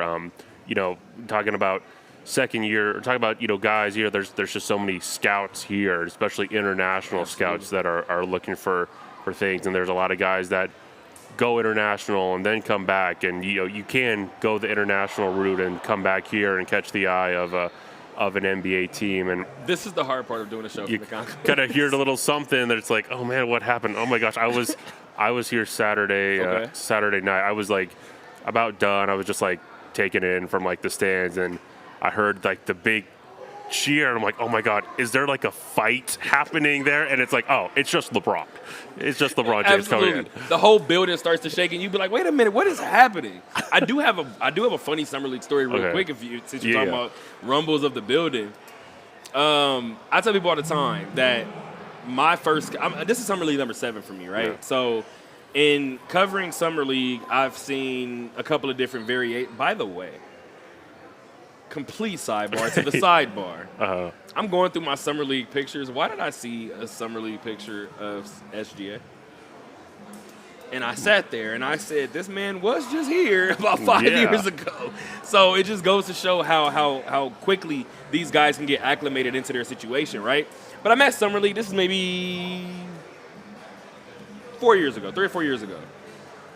Sitting down, and usually, and you know better than anybody, usually we get the heads up if Bron is coming, right? Mm-hmm. We'll get some sort of heads up. With certain people are coming. Mm-hmm. I got the heads up that Bron was coming. but Bron wasn't coming that day. Okay, cool. Doing my story, I'm working. I hear that roar that you just talked about, and I'm like, he's not supposed to be here. I look down, I don't see Bron. I see Dennis Rodman walk in the building. The building almost collapsed, dog. I said, there's no way that the building... Dennis Rodman and LeBron James had the exact same big crowd reaction at Summer League. The building almost blew both times. Yeah. My favorite story to tell. People were like, "Oh well, was it Luka? Was it so and so? Could it have been?" It was Dennis Rodman. That's who it was. So just to give you a little idea of who's a Vegas legend here, Dennis Rodman is one of the answers. I do have one other person to get to really quick. Yeah. I don't have too much on him, right? Yeah. And I don't know if he's playing right now, but is Reed Sheppard playing? Let me check that. That was another guy I had in mind. That's my last name that I have on my list. Yeah. Let me see. Is Reed Sheppard? Because yeah. whether he's playing right now or not, I didn't have Houston getting past Golden State in the first round. I didn't. He's not playing. He's not playing. Smart. Yeah. Smart move. Smart move, Houston. But here's why it's not a smart move, or if it doesn't matter, or why it ultimately won't be a move that matters. Reed Sheppard should have played in the postseason. And I know that a lot of people don't like to play their rookies, in especially their first postseason, things like that, and you're playing an experienced championship contending team like Golden State. I don't know. I tell people all the time, sometimes you need that guy that's too young to not know. I don't know that I'm not supposed to take this 30-footer. It might be a good thing, right? So we saw a Houston team struggle with shooting, and I'm watching Reed Sheppard on the bench. Okay, well, if he goes in and takes 4 bad shots, cool. Right now, you're not getting any of them. So that's one thing that I was watching this season, this summer league. Reed Sheppard is somebody that I need to see more of in the regular season. Going back to Bronny, I don't need to see him against this talent anymore. I kind of know what he's going to do against this talent. Yeah, I mean, he started last year, and as we saw, just given only those 2 games, right? Give your team a reason to shut you down and make sure you're not playing anymore. And that's the thing with second-year guys. You want to see them get to that level of domination. They know what's coming for them. They know the speed of the game. They know the system. They know maybe some of their teammates and all that. So you just want to see that development and them kind of explode and showcase that they're the best player, if not one of the best players on the floor that day when they step up. And I don't know, just getting I don't know whatever is going on with Houston or behind the scenes or whatever, but if you're Reed Sheppard, right, you wanted to come out here and just be dominant and just showcase that you can trust me, right, and get those good reps and all that. So yeah, he definitely I thought he played well last year and was kind of looking for maybe a bigger role there, but maybe he'll get that this year. And Houston has this habit too, right? Because we've seen Jabari Smith go out, I believe it was 2 years ago. Was it last year? With the Thompson twins, maybe 2 years ago. 2 years ago. But Jabari Smith goes out and he has his first game and you go, okay, he looks like one of those second-year players that's going to stand out. And then you see game 2. And then you see game 3. And now you're like, okay, well, why do you guys keep playing him? Like at this point, you kind of know what he's going to give you. Why do you keep playing him? I'm kind of with you just from the standpoint of Reed Sheppard was out here with it almost like he was playing with what you just said, right? He's playing with that chip on his shoulder almost as if, trust me, guys. Like I can go out here, I can do this, I can play in high pressure situations, right? And do so and be productive at a high level. So I do think that was worth noting. Again, hour and a half into our special 3-hour edition of the Talk That Talk radio show. I am your host, Terrell Chatterbox Emerson. This is my guy, Alex Wright of the Las Vegas Review-Journal. I do have a little bit of free agency talk. We can do this probably until Ben gets here, assuming that Ben is still on the way. We'll see how it goes. But special guest for the 3rd hour is already in the building. Ready to talk baseball, ready to talk more statue talk, right? But before we do that, we've talked about Houston, right? And the way that Ime Udoka and company have kind of gone about rebuilding their team, restructuring their team. But you look at retaining Steven Adams. I know a lot of people aren't going to go to that first, right? Yeah. Retaining Steven Adams was a big deal to me. I am interested to see what happens with the Cam Whitmore thing. At least I was interested to see what the Cam Whitmore situation turned into, right? Mm-hmm. You go out and you get Kevin Durant. Mm-hmm. And in an offseason where you lose Dillon Brooks and you lose Jalen Green, I probably wouldn't have said that you won the offseason so far. Mm-hmm. But you replaced those two players with a Kevin Durant, and you didn't have to touch a Jabari Parker. You didn't have to touch an Amen Thompson. Mm-hmm. I was like, am I talking about Amen right now or Osar? But you don't have to touch an Amen Thompson. You don't have to touch Jabari Smith. You don't have to touch anybody else that, Alperen Sengun, right? Mm-hmm. Alperen Sengun is somebody that, if I'm Phoenix, I need him. Like, that's somebody who I need him as part of this deal. If you're Houston, you go out and you get Kevin Durant and you're adding him to some of those pieces, and you don't have to give up very much. Not to mention you're adding Ime Udoka is the head coach. Mm-hmm. I don't know that we can't see a team go from a 2 seed that nobody really expected to leave the first round to actually being a team that could possibly win it all next year.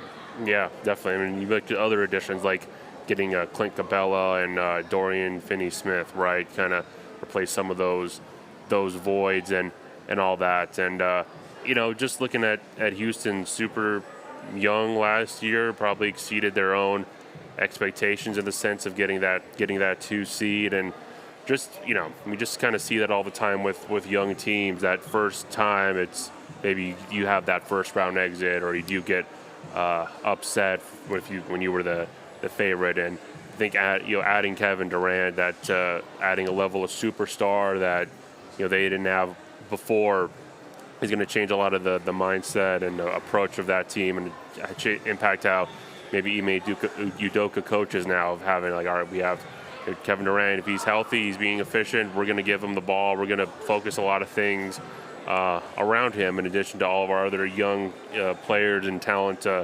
around them. And a lot of it probably just kind of figuring out roles and what guys need to be comfortable in with the system and all that. And you mentioned the West being really stacked with a lot of talent. Of course, Oklahoma City's going to probably be right there again, but you feel like Denver took Oklahoma City to 7. Houston has another year experience. You have Minnesota. What do the Lakers look like? What do the Clippers look like?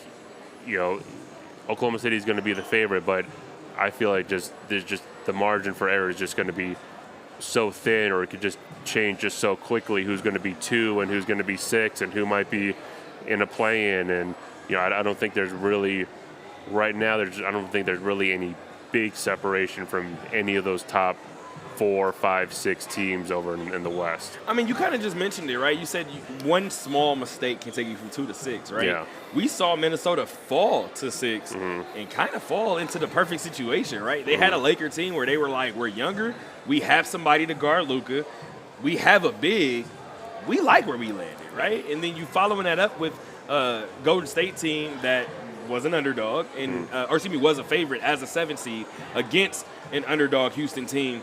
But then you go into the second round and you're not necessarily healthy, right? Minnesota's sitting there looking like, I think we're kind of in prime position to get back to the Western Conference Finals, and that's exactly what they were able to do. So I think one thing that changes for Houston is you talked about it in terms of Ime Udoka's coaching, right? What changes in terms of his coaching for me, I have a guy to give the ball to at the end of the game. Mm-hmm. And I think that's what we saw a lot of in that series with Golden State, right? We saw certain moments where maybe you should have a 4 or 5 minute stretch at the end of the game where you have a certain star that you're playing through. I talked about it with the Pacers during the NBA Finals, right? Pascal Siakam needed to be the guy that Indiana played through. Houston now has a guy to play through, right? You're not going to play through a Dillon Brooks. Jalen Green wasn't the best shot taker, right? He was a tough shot maker, but he wasn't necessarily the best shot taker in those clutch moments, which is why he sat in crunch time of game 1, I believe. He was either game 1 or 2. So Ime Udoka was letting you know of what he believed in, or what he thought of that group prior to making any of those major offseason decisions, like bringing in a Kevin Durant, right? So you bring in a Kevin Durant, And now you have a legitimate, bona fide go-to scorer when things get rough. I think that it. And by the way, I am looking at a neat Clifford jersey right now. There is no way, Nice. but I absolutely am. The Mountain West is strong here, man. The Mountain West is strong here. You know, it's at the peak. We are inside of the Thomas Mack Center discussing just NBA talk, right? NBA talk during hour number 2 of our special 3-hour show. Shout out to VSL Production, of course, behind the camera. Alex, I have one other one to get to before we talk about just some winners from the free agency so far. Miles Turner to the Bucks. Yeah. Now,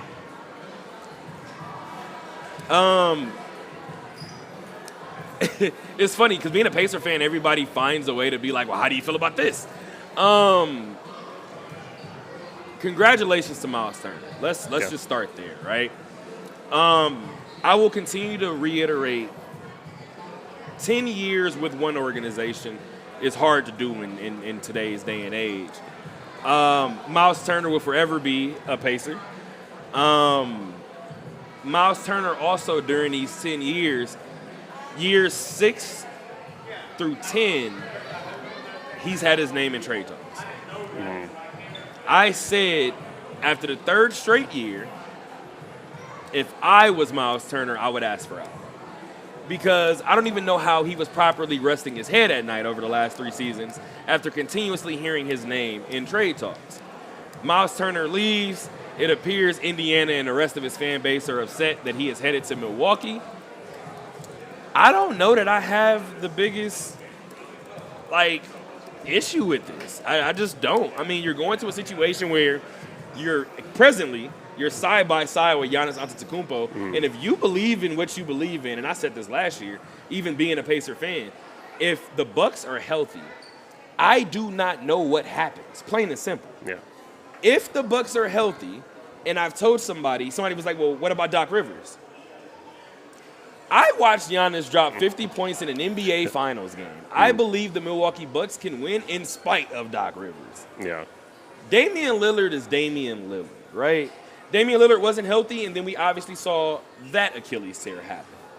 So just from that perspective, you have an opportunity to go to a Milwaukee team, and like I said before, if you believe and you trust in your abilities, you're teaming up with a Giannis, right? You're teaming up with Giannis in a wide-open Eastern Conference.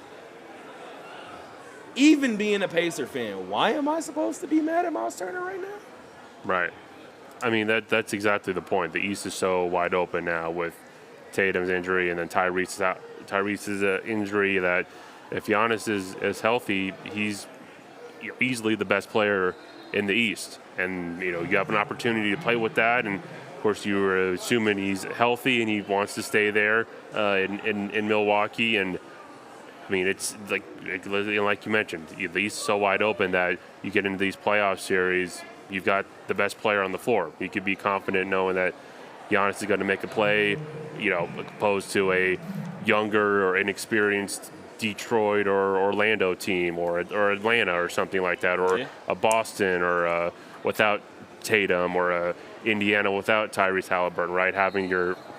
Without having that main guy there in the end. So, you can't, he was loyal there. He stuck through the tough there, the lean years there, and helped them get to almost to the pinnacle within one game of a championship. And this could be another opportunity for him to be the second guy there with Giannis, especially with Damian Lillard's injury and all that. And I mean the Bucks, if they're all healthy and they're all clicking, then I mean I expect them to go to the finals. I think the I think the East is so wide open that I didn't want to pay attention to it at first, but keep continuing to hear that Bron is on trade watch. It's only so much I really want to give attention to that, and then I think about Cleveland. And if I'm Cleveland, I'm not gonna lie, I might sell the entire boat for LeBron James. Because at the very least, if the East is as open as I think it is, trading for LeBron James means I go to the finals. I'll figure the rest out. Like, I don't know if we win, but we'll probably go to the finals if I bring. Let's say Darius Garland is a part of that deal. That hurts. Yeah. But do I keep Jared Allen and Evan Mobley?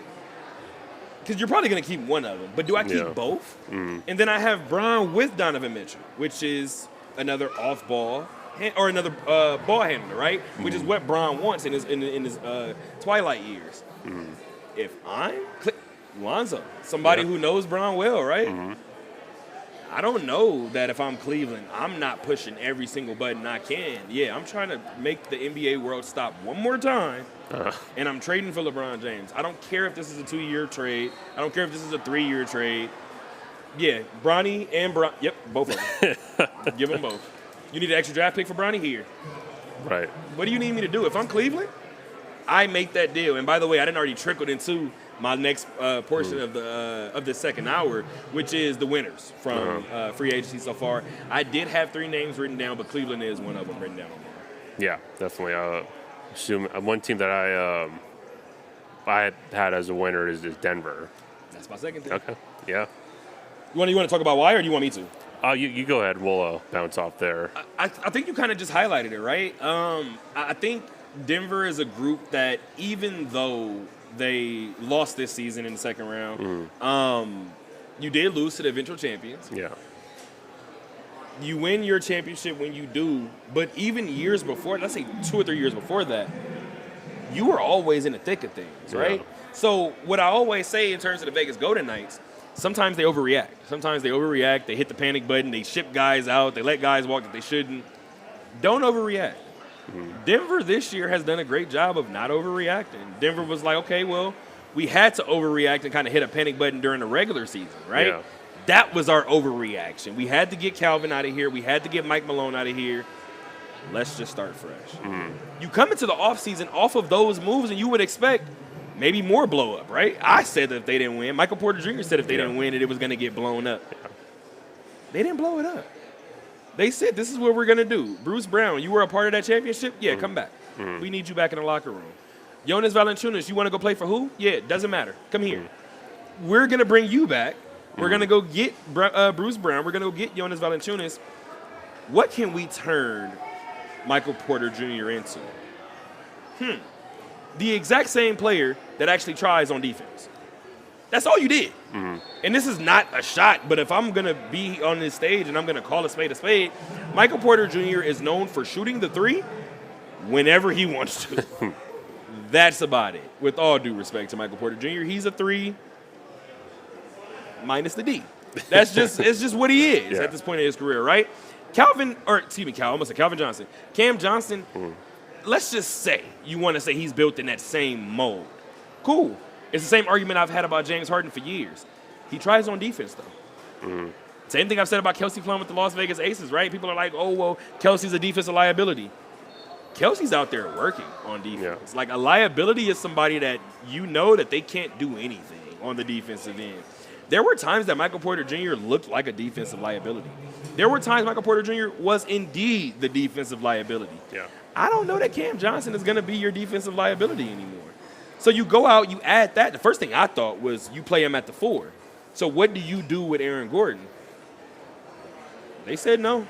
We're going to plug Cam at the 3. Aaron Gordon is going to stay where he's at. I might like the move even more with Aaron Gordon staying in the building. Yeah, definitely. I mean, and you got a couple of these guys on 1-year deals. You mentioned the not panicking, right? It's like, all right, let's see how this goes, and if the reunion is good and all that, we could keep going. And right, you mentioned Denver, a lot of questions during the season of, all right, how kind of toxic or everything is it between the GM and Mike Malone and all that. And you've got probably one of the best guard big guy combos in the league. So you're always going to be in it with those two guys there and healthy and playing well, and it just comes about to just filling out your other starters and your role players, and just getting that good chemistry and everything, and just being ready for the playoffs. Do you want to give me another one of your winners if you have one? Because I know if you have a third one, our third names do not match. I know they don't. I'm Okay. almost positive. I'm so nervous to say this name out loud, but I do like what they've done. I just don't know what it results in. Does it start with an A? It doesn't. Oh, it doesn't? Okay. I left Atlanta out Okay. because I'm unsure. Similar to what you just said, Yeah. or similar to what I just said. They've made a lot of moves, but I don't know what it results in. Right. Similar to the team that I do have on my list, which is the Washington Wizards. Uh-huh. I like the moves to go out and get vets. And now I can be completely wrong. I haven't talked to anybody in the Wizards organization, but I would like to know how much Chris Middleton opting in has shifted their offseason outlook, right? Because Chris Middleton is not a bad player. Let's just call a spade, right? Anytime you have an ankle surgery as a hooper, you're going to be a little slower coming back. And then you have 2 ankle surgeries. You're going to be extremely slower coming back, right? We saw Chris Middleton start to pick it up a little bit toward the end of the year. So for Chris Middleton to get shipped to the end of the calendar year. So for Chris Middleton to get shipped to Washington, I looked at this contract situation and said, well, if I'm him, I'm opting in. Like, I'm not leaving. You're going to have to trade me. So if I opt in and Washington doesn't move to trade him, and then you go and get C.J. McCollum, but you also ship out Jordan Poole, this move Washington making my list isn't just about the move that they made to acquire guys. It was actually about moves that they made to get guys out of there. I think that is just as important. This is not a shot at Jordan Poole because I almost put New Orleans down here because I like what they're doing, right? Here's the thing, though. You have Alex Sar. You have Bub Carrington. You have young players to where I don't know that a C.J. McCollum doesn't elevate that group. I don't know that a Chris Middleton doesn't help elevate that group. As long as this group continues to add pieces around where they're valuable locker room guys, Washington might shoot up especially in an open Eastern Conference, a lot higher than people are expecting them to. Somebody asked me, do I expect them to be in the play-in? I don't know that I can have any expectations with this Washington team, but if you told me they were the 10 seed in the play-in, it wouldn't shock me. Yeah, I mean, that sounds like potentially their ceiling, right? And we talked about like other teams, like what are their plans, right? And it seems like they're kind of figuring that out by getting a C.J. McCollum and other veteran guys there and having those guys in the locker room and all that, and just kind of developing that identity and just getting your younger guys, your picks there, and like you said, in the East, anything could happen, and if they string together a good second half or something, or they have to go up to a good start, they'll find themselves in a playoff spot possibly. We'll see. Usually every time I say something good about Washington, they make me regret it. Yeah. So we'll see what happens. But I'm going to be honest. I did have this. So first of all, now I can let you guys in behind the curtain a little bit really quick because it was so much going on for me this week in general, but specifically the last 13, 14 hours. We switched this show twice. So Ben Golliver did text me and say that he was, not going to get to the building until probably 2:30 or so. Ben Golliver was originally supposed to be on the first hour of the show. So he was supposed to be here from somewhere between 1 and 2. Something came up for him, obviously, and it lent that he would be here during the second hour. Alex, you can speak to it better than anybody. Things change here often. Yeah. Like, Summer League is one of those things to where, I'll tell you what, and I'll give you one little quick one, right? You know I like to branch off into my little story times. I'm talking to Greg Anthony like 2 days ago. Yeah. And I'm like, hey, GA, you're leaving on Sunday, whatever. Let me grab the contact now. We'll talk when you land, whatever. He said, even though I can't do your interview, he looked at me and said, hey, have you ever interviewed 3D? No, I've never interviewed Dennis Scott. He does the introduction. He's like, cool, this guy is gonna interview you. I had no plans to interview Dennis Scott. Now I'm like, dog, I just had a story fall on my lap. I got to figure out something to do with it, right? So we know how quickly things can change at Summer League. My apologies for not getting Ben Golliver onto the show during this second hour. But that special guest that I had tucked in my back pocket is tucked away right now. They're right in the back. We got baseball coming up. So if you've been able to watch this show since its inception in 2019 and watch the progression of the show, and you know that baseball is coming up, you might know who our next guest is. Again, you guys have been asking me for a while. That's probably all the hints I'm going to Right. give for now. But we have about 10 minutes to kind of set up for this next hour. But we're getting ready for the third and final hour of the Talk That Talk radio show. Special start time from the concourse of the Thomas and Mack Center. Day 5 of NBA Summer League. I'm Terrell. That's Alex. Stay tuned.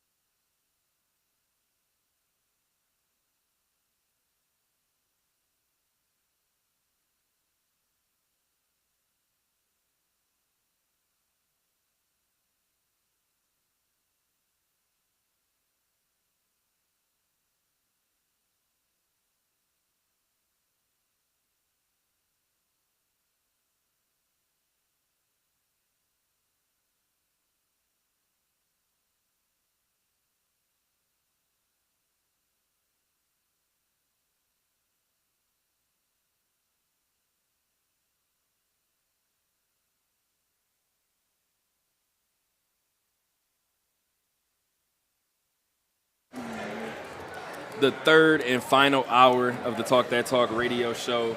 I am your host, Terrell Chatterbox Emerson, still joined by Alex Wright of the Las Vegas Review-Journal. The special guest is here, guys. The special guest is here.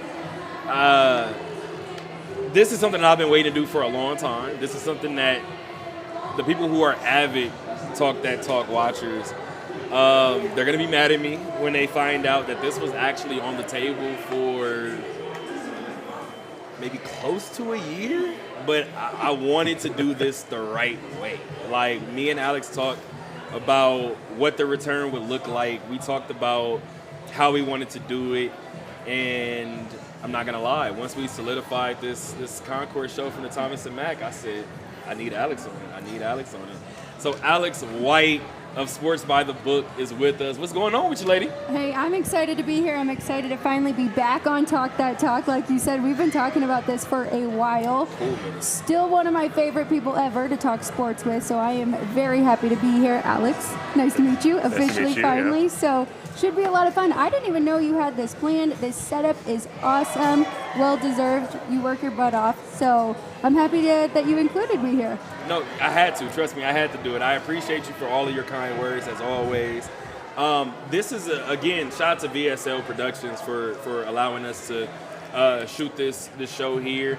Again, we extended the show an extra hour today. We moved it up 2 hours to be able to be in here before the first game. So we definitely have some people in our corner for sure. And obviously with people like you in our corner, we're always in a good spot. Every time we talk baseball, though. Have to. So we have to do that, right? Again, like I told you guys before, Alex has been just embedded with sports since the moment I've met her for sure, but probably since the moment you were born, considering your dad, right? Shout out to Kenny White.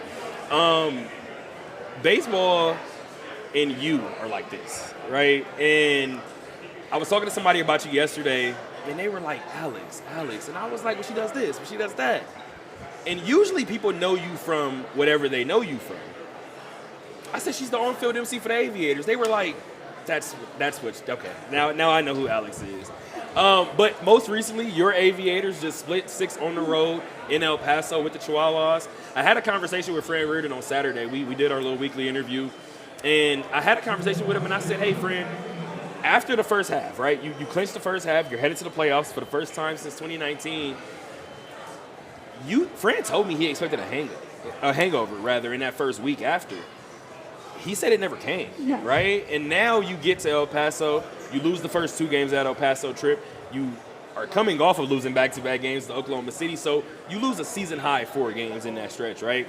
And I told Fran, I said, so the moment I look at the schedule and I'm trying to analyze how I want to attack this, I said, Fran, I'm not trying to be disrespectful. I said, but the only scenario I can liken it to is a substitute teacher that's in a classroom on a Friday and everybody's excited for the 3-day weekend. Like, I know you guys are excited for the All-Star break, but we have a job to finish here. And then we see the team go out, win 3 straight games against El Paso before dropping the finale. But you split 6. What's kind of been your takeaway from the Aviators in this second half after already clinching the first half? Well, you bring up a great point, right? Because they came back home after clinching, and I think they won 5 out of 6 or 4 out of 6. So they definitely won that series. And we kept doing our player interviews after, and the guys kept saying the same thing, like, we're not done. We won the first half, we're not done. So that's the biggest takeaway that's really been there for me with this team. They're so much fun. 176 run differential in that first half, and I don't think they're slowing down. So it's been a little bit of a struggle with their pitching, a lot of ups and downs and a lot of injuries, not just for them, but for their athletics, their major league team. But, I mean, the lineup, on fire. So let's just keep those bats hot, and I think that they'll keep it going until the playoffs. And you kind of just talked about it, right? Whenever you have the up and down in pitching, that's going to be one thing. But I think it helps us and it aids us that we play in Las Vegas ballpark, right? So whenever those bats do get to going, they get to going in the form of 12 runs, 13 runs, 14 runs. So we have seen the Aviators be able to kind of bounce back. But in talking to Fran, I said, did you feel like it was the hangover happening now? And he said no. He was pretty honest about it, and he was like, no. He said, I think that window for the hangover is closed. He said now I think what you get is 90 games into our season. This is just fatigue. And he said it. He said for you to run into your first showing of fatigue 90 games into a baseball season, you're probably doing pretty well. So he said he's not too worried about the way that this series was kind of shaping. I think at the time he was down 2-1 in the series. He said he wasn't too worried about the way it was shaping up, and especially considering that you're heading into the All-Star break, which actually started today. Fran is expecting his group to kind of come back revitalized and juiced a little bit more. Do you have anything for Alex really quick before I get to some more Aviator stuff? No, let's keep going. Let's do it. Yeah. Well, Alex kind of just talked about it, right? In terms of the 176 plus 176 in terms of the run differential in that first half. Alex knows better than anybody that run differential means the most to me, I think, in baseball. Baseball is the one that I think it means the most because you can win a game on a walk-off grand slam, right? But when you have games where we've seen the Aviators go out there 12-1, 16-3, things like that, those are going to provide probably some more telling nights for you because, I mean, Alex has been around baseball probably more than anybody.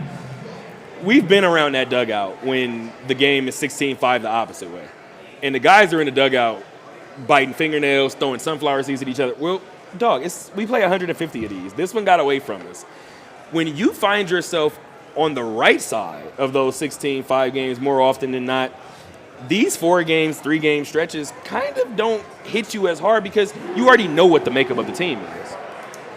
They also have a lot of comeback wins where they were down, not a lot, kind of what you're saying, more just like down 3 runs, right? And then you'll see a explosive 5th inning where they put up 7 runs. So they definitely don't give up early. They're going all the way to the end, and we've seen that. We've had a few walk-offs this year, which has been a lot of fun as well. And shout out to Fran because I love that you just said something about talking to him in 2019, and the fact that we still have him here is a blessing because he is a phenomenal manager. I don't know how many times he's won it.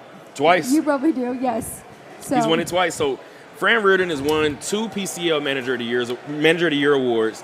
I've told Fran to his face, 2019, the writing was on the wall. You knew it. When he won it in 2023, I called Fran. It was like, I don't know. He just started laughing. I said, I'm shocked. I'm not going to lie to you. We're 1 game over 500. I don't know how this happened. But that just goes to show kind of what you just said, right? Fran has been able to sustain a level of consistency at the minor league level that you don't really see. Like, very rarely do you have a minor league team that's consistently good unless you're the Dodgers. Like, everybody else usually has a down season, and Fran really hasn't had a down season. And in those seasons where you expect it to be piss poor, like down, Fran is a game above 500. And I told Fran, that's why you won this Manager of the Year award. I know you don't want to say it. They had this team winning 50 games. right.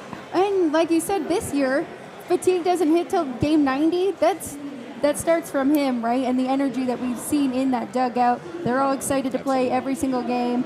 It's not a drag. You know, it is a job. They're taking it serious, trying to get to the next level, of course, but they're having fun. They're in the right spots. They're meshing well. They trust him. They like their lineup spots, everything. Yeah, and I mean, the interesting thing too about Fran, I actually brought it up to him. I was in the building in 2019. You were in the building 2019 when the team clinched the PCL, and that was my first like major league experience of a championship celebration, right? I told Fran, I said, you guys clinched this time in a couple of different ways, or a couple of different differences, I should say. You clinch on the road. You clinch in the second half of a doubleheader. I'm looking at the championship picture, or the celebration picture, and I'm looking. I can't find Fran. I said, okay, I'm going to start in one corner, like where's Waldo, and I'm going to go all the way to the other side. Fran is somewhere, like the 4th or 5th guy. Fran is all the way in the back. Fran is halfway smiling. Fran's face is covered. I called Fran and I was like, dog, why are you in the back? And if you know anything about Fran Reardon, he laughed and was like, this is me. It's not about me. It's never been about me. It will never be about me. Yeah. Those guys did the work. I'll get in where I fit in. He was like, the fact that I happened to be in the back, he said it happened organically. He said, T, I'm not moving to the front. Like, I'm just where I am. And I think that mentality, that attitude is the reason why the Aviators continue to have a positive energy around them. I'm going to name one name that's not in this organization anymore, but it's Joel Pozo. And I talked to Pozo last year, and I was talking to him about having a manager like Fran, and he said the thing about Fran is he understands that he's a minor league coach, right, or a minor league manager. So he's letting you know every single day, hey, this is your goal. Like, we're trying to get you here. This is where we need to get you. He said, but a lot of minor league managers don't also look at you and say, we need to win this game. And he said, Fran usually tells us, hey, this is your individual goal, but if we accomplish these team goals, then we'll get you to your individual goal. And he said, when you kind of come into Las Vegas ballpark, it's bigger than just, hey, we're headed toward the big leagues. We can actually win tonight, and we can actually win it all. And again, this is a conversation that I had last season. Right. You can automatically see that same message is kind of reverberating in that locker room. Mm.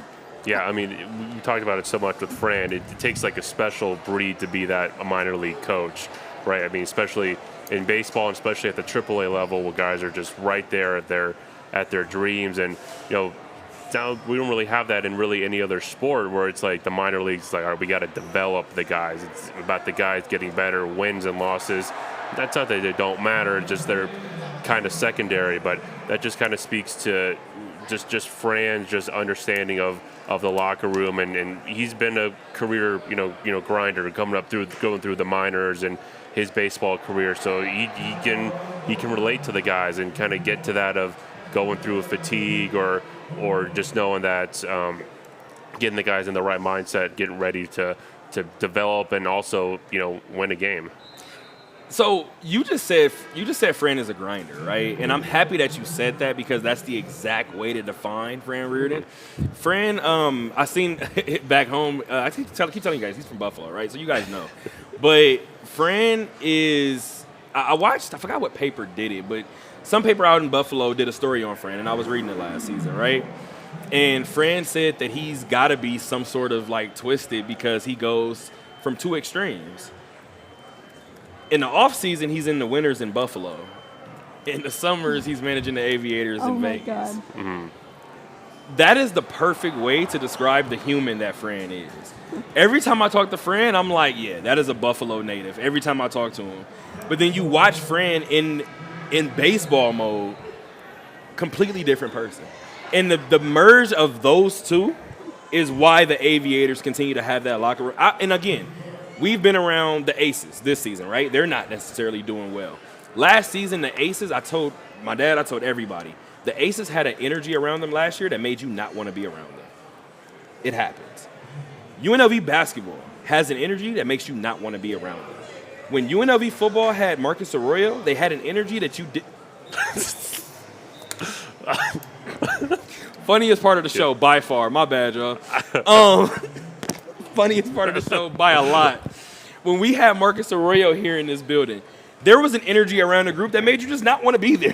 I don't want to be in this building, let alone having to conduct this interview. I've watched this Aviator team be bad, right, in certain moments. I'll walk into that clubhouse and I'm like, yo, y'all are not playing ping pong right now. And this group, again, it follows what Fran has obviously put forth for him. We're talking about a team that's 10-8 in the second half right now. They're third in the PCO West. Now, they're not worlds behind these other teams, right? Tacoma's 12-6, Sacramento's 11-4, but now you're heading into an all-star break. As Alex just said, we hadn't seen this team really sneeze or hiccup all year long until 4 games before the all-star break. I didn't know Reno 4-14 right now in this second half. So see, hate to see it, don't you? Yeah, and speaking, I'm happy that you actually said that too, because the Aviators have done a good job this year of beating the teams you're supposed to beat. And I told my dad, this team has 3 series losses, outright series losses this year. All are to Oklahoma City. If they don't play Oklahoma City in the playoffs, I think the Aviators are looking at everybody else like food. I do. Now, whether they should be viewed as food is different. But I do believe the Aviators are looking at everybody else like they're feastable. I'm not going to tell you that I've talked to anybody in that locker room because nobody has said it. But I don't believe anybody in that locker room wants to play Oklahoma City in the playoffs. And I don't know if they will tell you that, but this team has been successful literally against everybody else except for that Dodger AAA team. And if you go back to history, That's always a team Yeah. that gives this Aviator group problems. So I think this team is just rooting for one team not to make it. Have they taken a series from OKC this year, though? Because I think they have. No? No. Wow. So when they came back from the second half, they took 4 of 6 against Albuquerque. They extended that to a 5-game win streak by taking the first one against Oklahoma City. And then they lost the last two at home. Then they won the opener on the road in OKC. Then they lost the last two. Okay. So it's not like OKC is unbeatable, but every snapshot, Vegas comes up short. And that's ultimately what it is. But Vegas has had success against Oklahoma City. It's not sustainable success, right? And we just talked about Fran Reardon having sustainable success for the last 6 years, 5 seasons. That's the one area he hasn't been able to build some success, and that's against the Oklahoma City Comets now.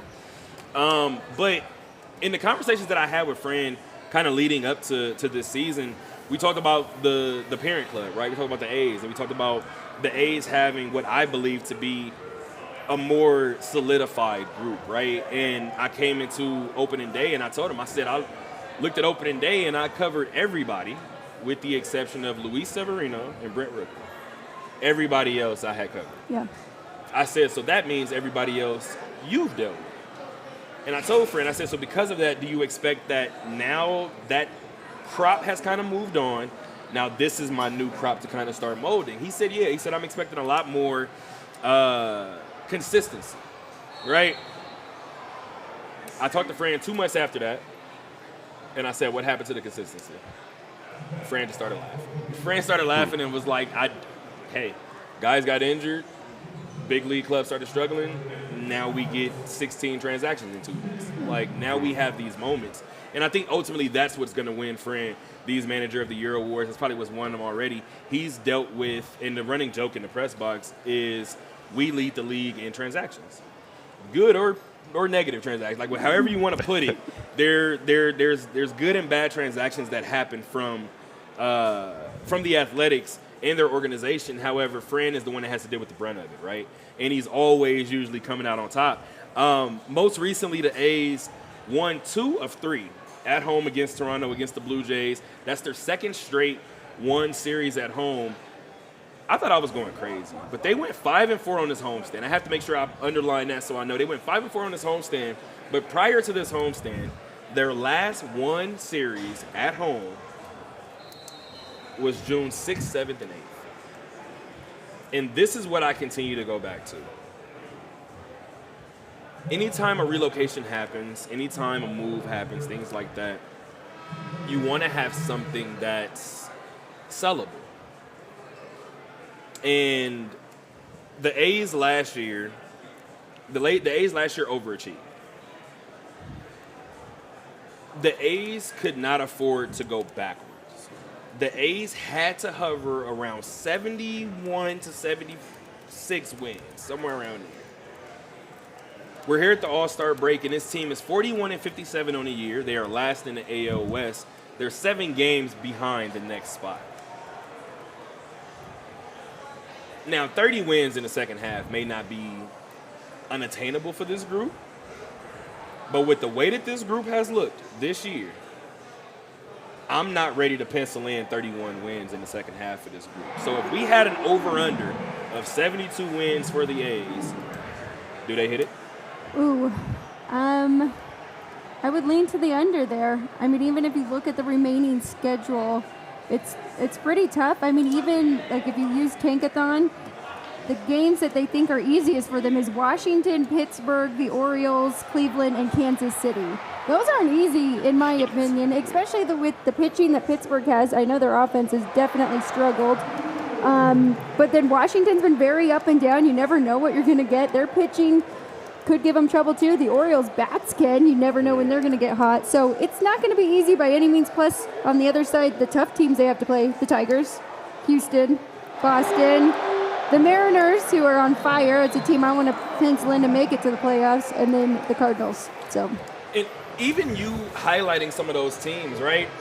When it comes to the A's, and this is, again, it's always interesting covering a bad team because it's like some of the things that you say, you don't want it to come off as disrespectful, but it is what it is. when you go through these teams and you say bad teams here, good teams Yeah. here, when the A's play either side, I can't tell which is which.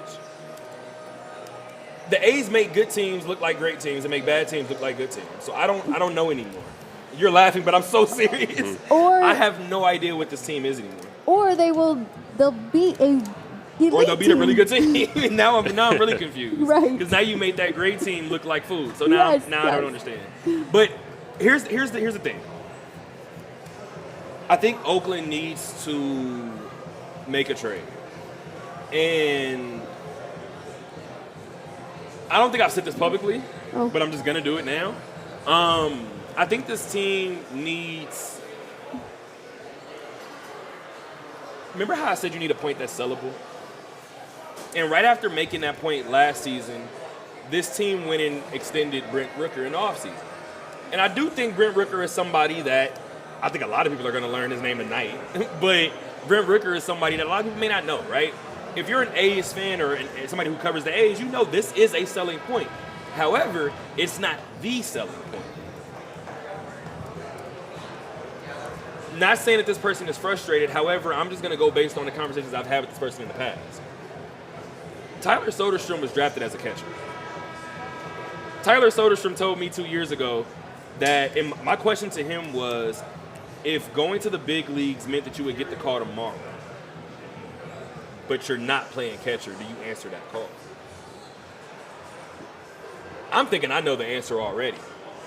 Tyler Soderstrom shocked me and said, I don't think I do. Wow. If they drafted me as a catcher, I know I can play catcher. I'm expecting them to want me to play catcher. Tyler Soderstrom has played first base, he's played left field, he's designated hit, he's done everything but play catcher.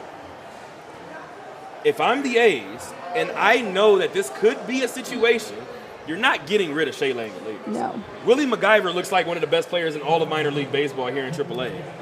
You're probably not going to put Tyler Soderstrom behind the plate. I have one of two things that the A's need to do. Now, keep in mind, I talked to Tyler 2 years ago. I would talk to Tyler and see if that left field move is a permanent one, if that's okay, if he would be okay with that. If not, I'm calling teams about Tyler Soderstrom.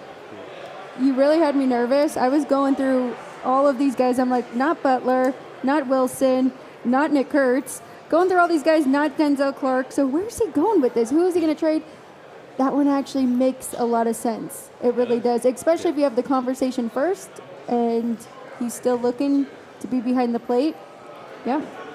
But you got I mean, I just remembered, coming up, Langoliers coming up, and hot prospect from that trade with Atlanta, and it's all right, he's going to be the guy. And then Soderstrom coming in just so quickly after, it was like, oh man, what are they going to do? Where are you going to play him? Exactly, where are you going to put them in? Yeah. This is where so I don't think I told you this, but Alex, I've been kind of on this for about a year now. I felt like Tyler might be on the move. What I find interesting about it is Tyler Soderstrom, he gives you that he can play first base, that he can play left field, right? I don't know what the willingness is to play either one of those, but I will say this. The reason why I feel so comfortable saying it publicly now is because Shea Langoliers just had a rehab stint with us here in Vegas. Tyler Soderstrom didn't play any games behind catcher. They went and got Willie MacGyver. That was the writing on the wall for me. So even when the guy that you want as your guy is hurt, I don't get that spot. So now, when's the last time Tyler called a game? I don't know that Tyler in his heart of hearts. Tyler told me to my face he's a big league catcher. I don't know that another team isn't looking at Tyler seeing the exact same thing. Are you going to mention how Shea Langoliers' rehab went here in Las Vegas? Aside from him ripping the ball off the cover, it was like, okay, so he's ready. Yeah, and I mean, honestly, we saw it with J.J. Bleday and Seth Brown when they got sent back down. Yes. J.J. homers, I forgot who was second, and then the third bat, Seth homers. I'm sitting in the press box next to Dick Calvert like, so what do we do? So where do we go from here? But again, All-Star break is good for everybody in this present moment, right? So the All-Star break is going to allow for these teams to kind of decompress. I know I've mentioned Marvin Menzies' name twice on this episode, but I just don't believe that Mark Kotsay is going to have a smooth offseason this year. And again, all of these things kind of converging at once may be the ultimate reason why I'm at the answer that I'm at. But Fran didn't even know, but I did an interview with Don Logan in April of last year, and he said, I was surprised he gave me this, but he was like, every offseason at this point, I'm expecting a phone call about Fran. So we're going to lose him. Like, at some point, he was like, he's going to be a big league manager. I just don't know when. So him feeling comfortable enough to tell me that last year felt like that was him talking to the front office. For Fran not to know until I brought that to him this year, and then for the A's to be probably regressing from what they did last year, Fran was just up with the A's maybe 2 months ago as a bench coach. I'm just saying that, and I said it last year as well, there will be a baseball team here in 2028. It is 80% going to be the A's. If it is the A's, the team that's presently constructed, I don't know how much of that team is a part of that trip when they come down for Vegas or come down to Vegas for good in 2028. Speaking of the Las Vegas Stadium, do you have anything on the Las Vegas Stadium? I know you, obviously nobody knows this organization better than you. Do you like the location? Do you like some of the blueprints of it? The relocation as a whole, you want to just give your thoughts on it? I love the blueprint, of course. It looks like it's going to be a beautiful stadium, which we've seen them do a fantastic job here in Las Vegas with Allegiant, T-Mobile, and I don't know about the location. I mean, it's still iffy. We'll see how it goes as long as the parking's okay. I am a little disappointed in the amount of seats with 33,000. I think they should have tried to push and find a spot to get at least 40, right? Because it's going to be one of the smallest major league stadiums. But I am excited now with the groundbreaking, and I mean, I saw pictures, talked to Steve Cofield and a bunch of people that were actually there, and they said they were very impressed with everything that went into it and hearing everybody speak. So I don't know. I am excited. I'd love to have a big league team here. Oh, you're going to get one. Are you getting the A's? I don't know. Alex, we've talked about it a couple of shows in a row. I feel like I got to say which Alex I'm talking to now. Alex Wright. We've said it before on a couple of shows recently. We've never seen a relocation look like this. Like, and I keep saying in the conversations that I've had, credit to the athletics organization. They have never moved. They've said we're coming in 2028. I have also told them it don't look like it. Like it just don't feel like it. It don't look like it. One of the things that I told them earlier this year, I said, hey, you know ain't no green around the city? And nobody said anything to me. And I said, okay, so now I think I got you in the corner. I'm like, I got it. I figured it out. There's no green in the corner. Y'all not promoting. This is not real, right? And then Alex just talks about it. The groundbreaking happens. The groundbreaking happens. I've seen green everywhere. Now I see green everywhere. So now I'm a little more inclined to believe that the move is actually going to happen. But every time that front office shuffles his feet, I think anything shuffles onto the table once that happens. Yeah, I mean, we've seen the other teams and what their ownerships and their commitment to winning, doing everything you can to win. Golden Knights, Aces, the Raiders, obviously, they're trying. Mark trying. He is trying. Give him credit for trying. And I think a lot of people are, seeing how much the city has grown. They were maybe a little bit more hesitant because they know a little bit about John Fisher's past and the A's and all that. And they're like, okay, are they really going to come here? Are they really going to put out a winner? Are they really going to... Is it a situation where he's going to get his stadium and then sell it off and the team's in last place for like 10 years? But, that probably was a nice mental thing for a lot of people. It's okay, they broke ground. There's things happening at the sites. We're, time to get in with our A's hats. I'm not going to lie. I did see the groundbreaking and I was like, cool, I'm going to buy some A's stuff now. Because I ain't did it yet. I was like, I'm just going to wait. I'm going to hold off. Okay, that's the first time Aviators had a green polo that I has did the see that. LV logo. I do own that polo now, so that was about the right time for me too. I'm Yeah. like, okay. See? So I'm happy that she actually highlighted that because I noticed that too. When I said that there's green around the city, I watched them on the field and I was like, look, like they're wearing green too. I was like, so y'all can't tell me that I wasn't going crazy. Like, that's the only thing about like being a reporter. Like, people gaslight you straight to your face. Like, people will look at you dead in your face and be like, no, there's green around the city. Where? Tell me where. It's not green outside. Like, we're at the ballpark and I don't see green. Like, but speaking of green, right, it's a lot of money to be made tonight. Home run derby. I feel like these are always the times where we look at a player like Cal Riley, right, and we go, oh, well, he's going to have his name written all over this home run derby. Those guys usually fizzle out. And you usually have like an O'Neal Cruz or who, my personal opinion, I've watched this player, and I'm just going to give my winner now because it damn near jumped out of my body when I thought about it. I got two quick stories about Byron Buxton really quick. Byron Buxton came into the league as a speedster. You guys know my love for Dick Calvert, right? I walked into an Aviator game 2 years ago and said, DC, did you see that home run that Byron Buxton hit? He just looked at me and said, who is Byron Buxton? I was like, bet. I said, I know you don't watch Minnesota, but let me tell you a little bit about these twins. I showed him the pitch. Byron Buxton swung at a 12-6 curve that didn't break. So it started out of the zone. So the zone is here. He caught that curveball here and lifted it out of the building. I looked at DC and said, he's not a home run hitter. I said, how did he do that? And Dick Calvert, who's been around for the longest, he said, I don't know. And I've been watching Byron ever since then, and that swing has almost been duplicated, right? And he's continued to duplicate that. So you want to give him his credit and his flowers for being able to replicate that on a consistent basis.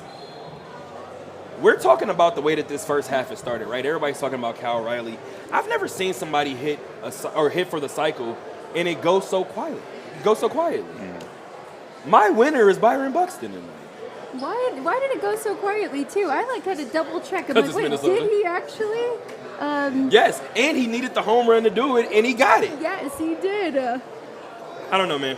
You guys' guess is just as good as mine, but I do have Byron Buxton as my winner. I think O'Neal Cruz would be interesting, right? And I do think I'm gonna give you guys two names of people that are gonna have their names learned tonight. One I already mentioned in Brent Rooker, and the other one is James Wood. Yep. And you knew where I was going. James Wood in Washington, I think he's going to shock a lot of people. I'm excited to see what that lefty swing looks like. Yeah, I mean, I've seen some of James Woods and heard a little bit about him, and definitely impressed with how he's been playing. I think that's the guy who I thought was going to be my favorite for tonight, for sure. I will just say I love the new format that they started last year. Have them all go. Let's go take the next four, seed them by that way, and then see who goes to the final. So I like that. That's kind of how I decided to play it.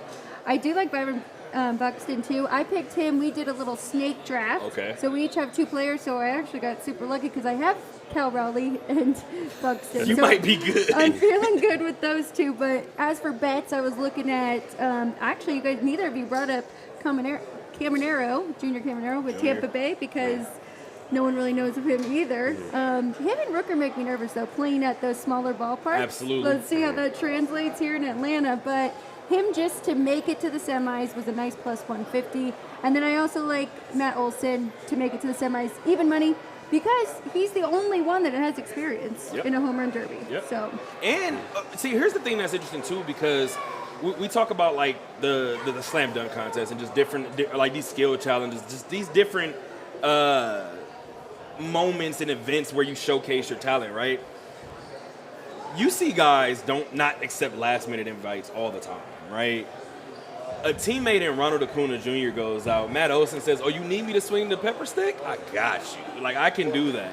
That scared the hell out of me initially because when I seen it, I said, "Okay, so he just won the home run derby. Like, he's gonna be the replacement and he's probably going to win it, right? Like, this is usually the way the storyline kind of shapes out. I'm excited to see what the home run derby turns into. But all in all, you guys know how I feel. We can boil down the home run derby, but it always bubbles down to the best all-star game of all of the professional sports, in my opinion. And I'm going to double and triple down on it. The way that Fox and the way that Major League Baseball conducts the all-star game with the camera cuts, the following out the reliever out of the bullpen, having a guy at second base mic'd up for the third inning, whatever the case may be. This is why more people do not watch your product around our age. Because you still conduct regular season baseball games for people like our parents' age. And that's the way that they're going to get this new generation of baseball fan back embedded into the game. Every All-Star game is amazing, not just because of the game, but because of the presentation and the way that you are made to look at the game, right? I'm listening to Francisco Lindor talk as he's turning a 6-4-3 double play. That's insane to me. If Major League Baseball got back to that type of broadcasting, I think you would have an entirely new generation of fans. It is interesting. My complete sidebar. No, I love it. No, right. I mean, there's just so many people that aren't, into baseball or, I mean, it's a long sport. It's a 162 games. It's an investment to follow a team. But right, just showcasing your stars and your, top players and these rising stars, right?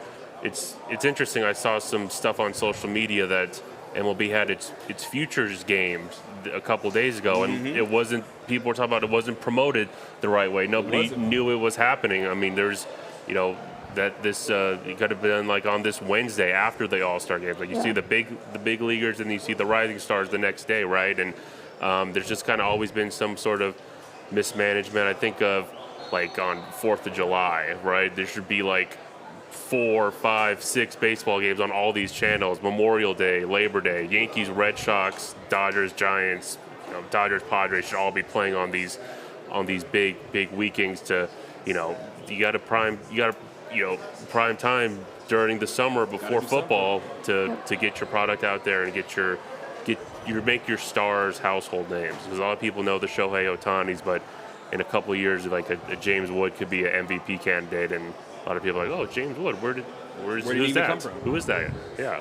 I saw this one video of Mike Trout. I don't remember what city it was. But he walked into like an Audi's maybe? But he walked into it, and this is back home. This is in Southern California. He walked in, hoodie on, but it wasn't like covering his face. Hoodie on, no glasses on, just walked in. Nobody said a word. And part of me was like, wow, Mike Trout needs to do better. Then I thought about it and said, actually, Major League Baseball needs to do better. Yeah. That's their mistake. Like, the fact that he's not known is you guys' fault. But we're going to see. Absolutely crazy. I heard somebody say they should have put him in the home run derby, kind of like they put Clayton Kershaw. They need to put him in bubble wrap. I know. I knew you were going to say that. That's what they need to do. They need to keep him away from anything like that. And that's true. But it would have been awesome. And it definitely would have got even more eyes on it. But I mean, it would have definitely gotten more eyes on it. So just in terms of, like we just said before, trying to get that new generation of fan, like you are going to want that. But if you are Major League Baseball, you got to control the things that you can control, like Alex said. You can't force, the NBA can't force LeBron to go do the dunk contest. Right. But if Anthony Edwards wants to go do it, you better make a big deal out of it. And I think that's kind of what Alex is saying with James Wood. I mean, this is a team in your nation's capital. Like, this is a bad team with maybe one bright spot. Highlight the bright spot. Yeah. Like, you should do that, right?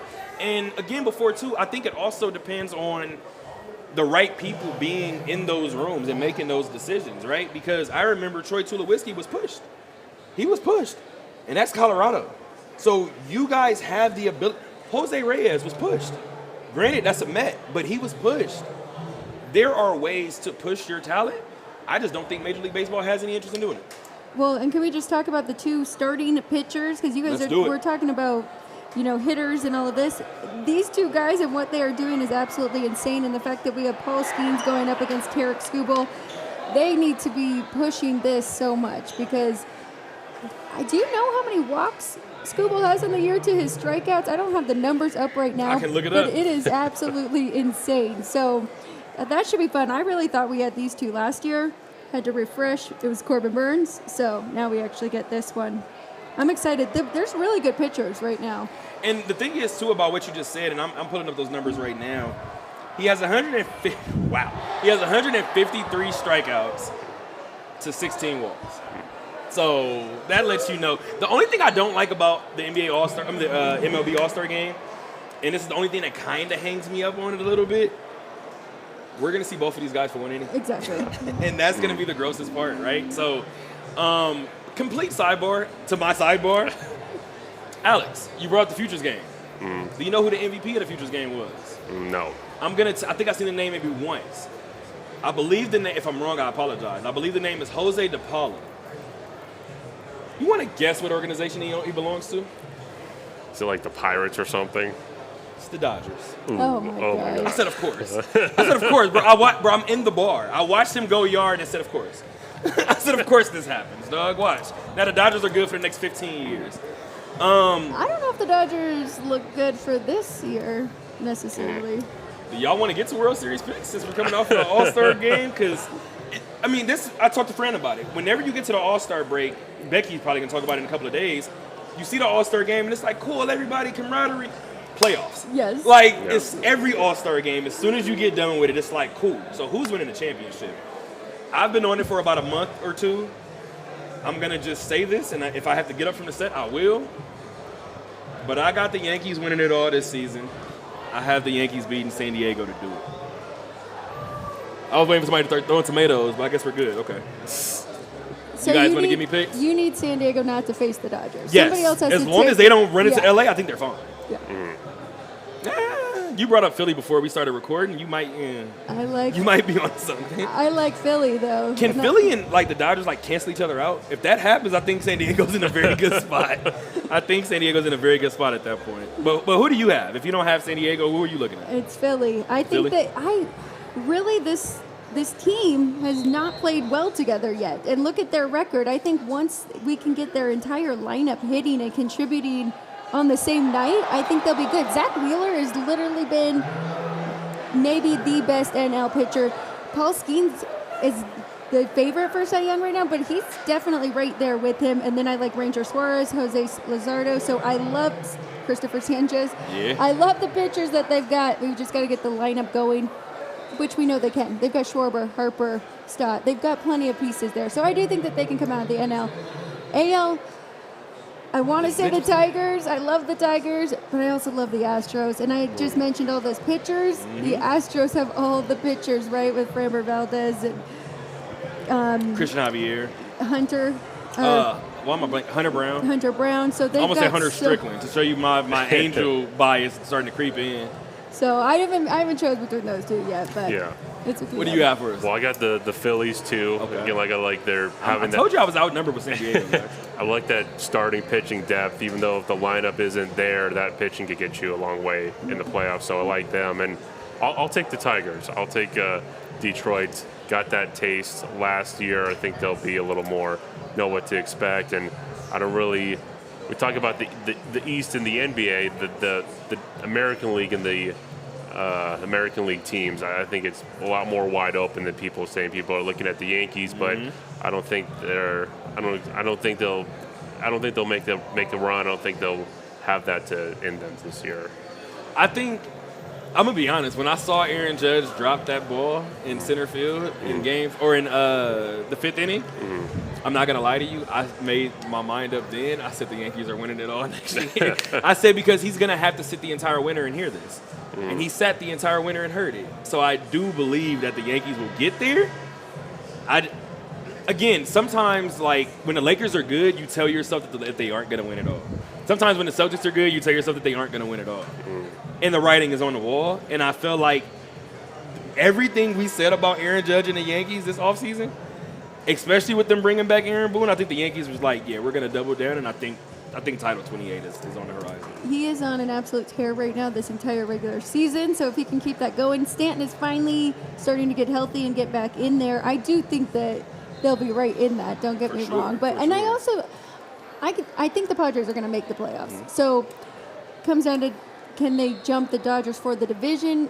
Probably not. I don't know. That'll be tough, but I do think that they will sneak in there. What's interesting, and I think what people aren't talking about enough, is they're not going to catch the Dodgers, right? But are you going to make sure that you finish ahead of the Giants? That's what I'm paying attention to, right? Chris Wynn asked me if I thought the Rafael Devers move was going to make the Giants into a contender this year. I said no, give them next year. I might be wrong. I don't know if I'm wrong entirely, but it's very plausible that I'm wrong. They're starting to click. It took a long time. It was actually kind of frightening. It was like, what just happened? Now Boston's going on a winning streak, and the Giants are going on a losing streak. Absolutely. But now they've kind of started to figure it out. And their pitching is very good as well. So it is going to be tough. That's a tough division. It is. It's usually a tough division. Like, you usually have 2 or 3 teams where it's like, even if the rest of the division isn't up there, you have 2 or 3 that are usually not just near the top of the division, near the top of the league, right, as a whole. One other point really quick we want to bring up. Both of you guys mentioned Detroit. I just want to say, because I'm not typically this guy. Where's my camera? That's my camera? Javi Baez, I never left. I never left, and I want to say it with a straight face because Alex was probably doing the show with me consistently when I was saying that Javi Baez was one of the best middle infielders in all of baseball. And then Javi disappeared for about 5 years, and I still had to stand by my statement. I was like, duh. I don't think people forget how to swing the bat. So, like, I'm still standing where I'm standing. To see Javi Baez pop out this year and play the way that he's been playing this year, it just goes to show that baseball is one of those sports to where sticking with it and stick-to-itiveness, right? We hear that in basketball all the time. Stick-to-itiveness is probably most important in the game of baseball. I do have one other baseball point to update you guys on really quick.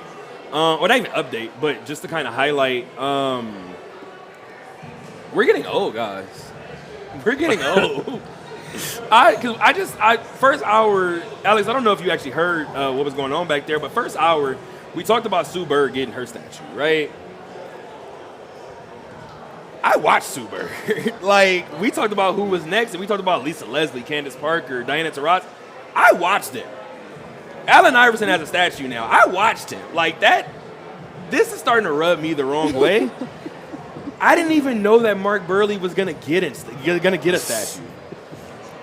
I'm leaving Summer League. I hop on my phone. I'm like, well, let's go ahead and start scrolling. I'm looking. Wait a minute. Not only did I not know Mark Burley had a statue, Mark Burley might have one of the top 10 statues of all time. This damn statue is beautiful. Have you guys seen it? No. I'm going to have to pull it up right now. So, if you know anything about Mark Burley, guys, he's an OG power pitcher, right? So the first thing that goes through my mind when I think of statues like this, you gotta capture my essence. Mark Burley is not a little dude. His name is Burley, right? That's a big man. When I saw that statue, I said, okay, I see a little weight to it. I said, I see a little belly. I said, okay, this looks like Mark Burley. Do y'all see the veins on the left forearm? Oh, yeah. Mm-hmm. I said, okay, that's the power pitcher. Face. The face is another thing, yeah. right? Do y'all see the World Series tag on the hat? Ooh, dog, no. This Mark Burley statue is one of the greatest statues I've ever seen in my life, dog. They smoked this statue. Absolutely smoked this statue. To see him even walking by his statue was eerie because it kind of gives you a wax figure type of feel. And it goes back to what Alex said. I don't know that I've seen another facial, like the facial details of this statue. I don't know that I've seen another one done better. This one is insane. And you started out this whole show talking about you being a statue snob a little bit. Hey, man, So you were very hard on I your grew up statues, believing right? that Caesar across the way from us right now, I grew up believing Caesar walked around at night. So I don't play with that. I don't like statues. So if I'm like I didn't grow up like a statue. So if I'm at Rate Field, I'm probably going to sit at that statue for a good 10 minutes. There is no way, because the way that I view it is, and this is not obviously trying to be pessimistic, but that's what statues are made for, right? When Mark Burley is no longer here, that captures all of his essence, all of it. That's why to see him sitting right there as they unveiled it, I'm like, dog, the hat, the weight, the forearm.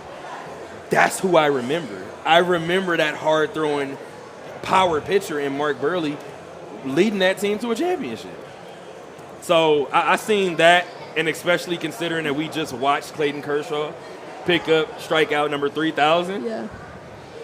LA, you're on the clock. If that statue don't look something like that, you've done it wrong. You said top 10? You think it is? I think it's a top 10 statue. And that's just me literally living in the moment. But in terms of statues that I would deem as better, Yeah. Chick Hearns, Don Staley,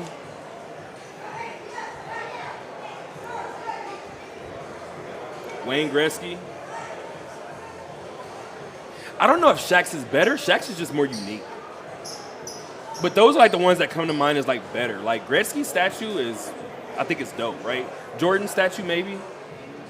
But I like Gretzky's statue. Chick Hearn's statue is unbelievable. And Don Staley, I actually, if you want another hot take, I think Don Staley might have had the best statue, period. Ooh. And I said that only because of everything that came with it. If you guys have seen Don Staley's statue with the ladder, the championship hat, her outfit on the statue, I don't know that we talk about clothes when it comes to statues, right? Don Staley, you see the drip through the statue. Yeah. And then you add the fact that she's twirling around a net. Like, I don't know, dog. Like, I need to wait another 100 years before I can say that it's the best statue ever, but I don't know another statue that in the moment I just like saw and was just floored. It was Don Staley's statue. That's the one. But those are the three that come to mind as better than Mark Burley's right offhand.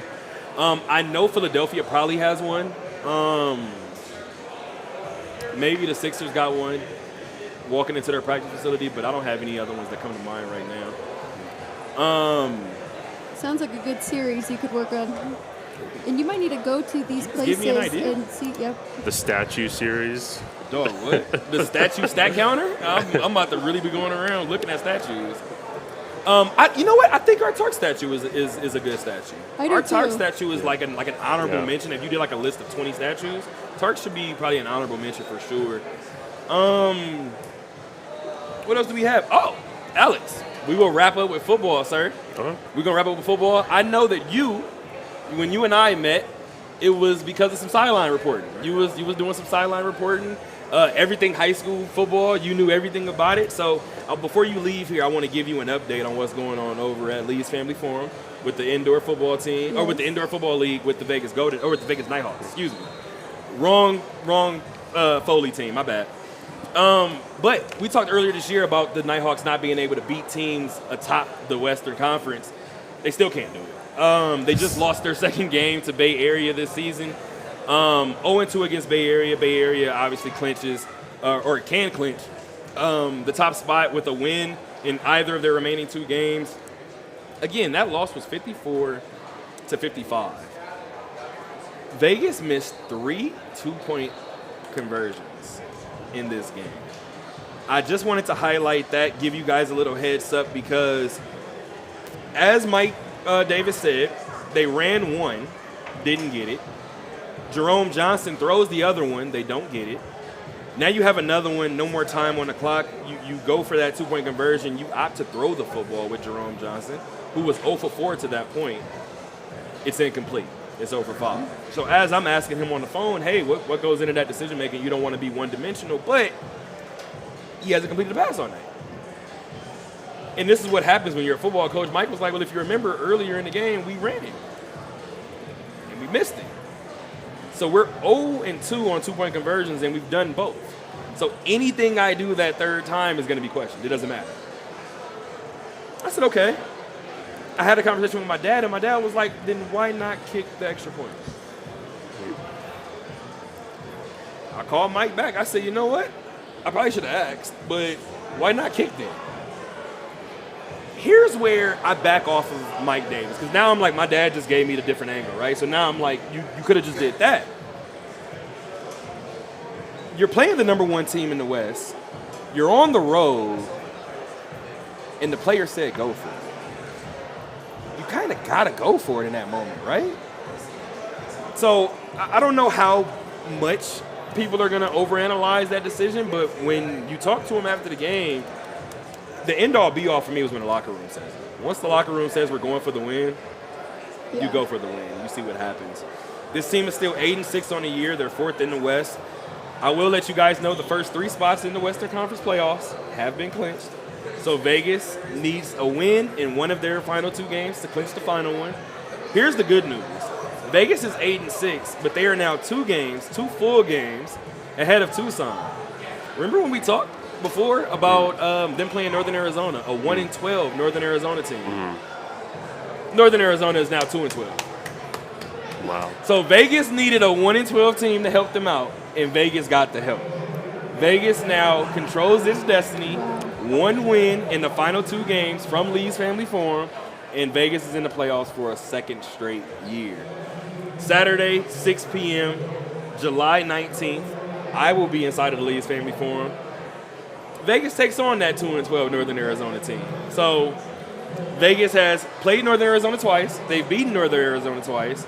And now they have a chance to beat them a 3rd time and punch a ticket to the postseason as a result. Both Alexes, I appreciate you guys. VSL, behind the cameras, we appreciate you guys. We thank you guys. Summer League, Sports Business Classroom as well. Shout out to Albert, shout out to Warren. Alex White, again, rejoining us at this desk. We appreciate you guys. I actually had Ben Golliver place a call around 3:30. Ben was ready to join us for the 3rd hour, but we weren't able to do it this time around. I will get back to you guys on when we will try to get Ben Golliver back in studio, back to talk basketball with you guys. But all in all, 3-hour show today. We appreciate you guys. I appreciate you guys. Until next time, gang, keep on talking.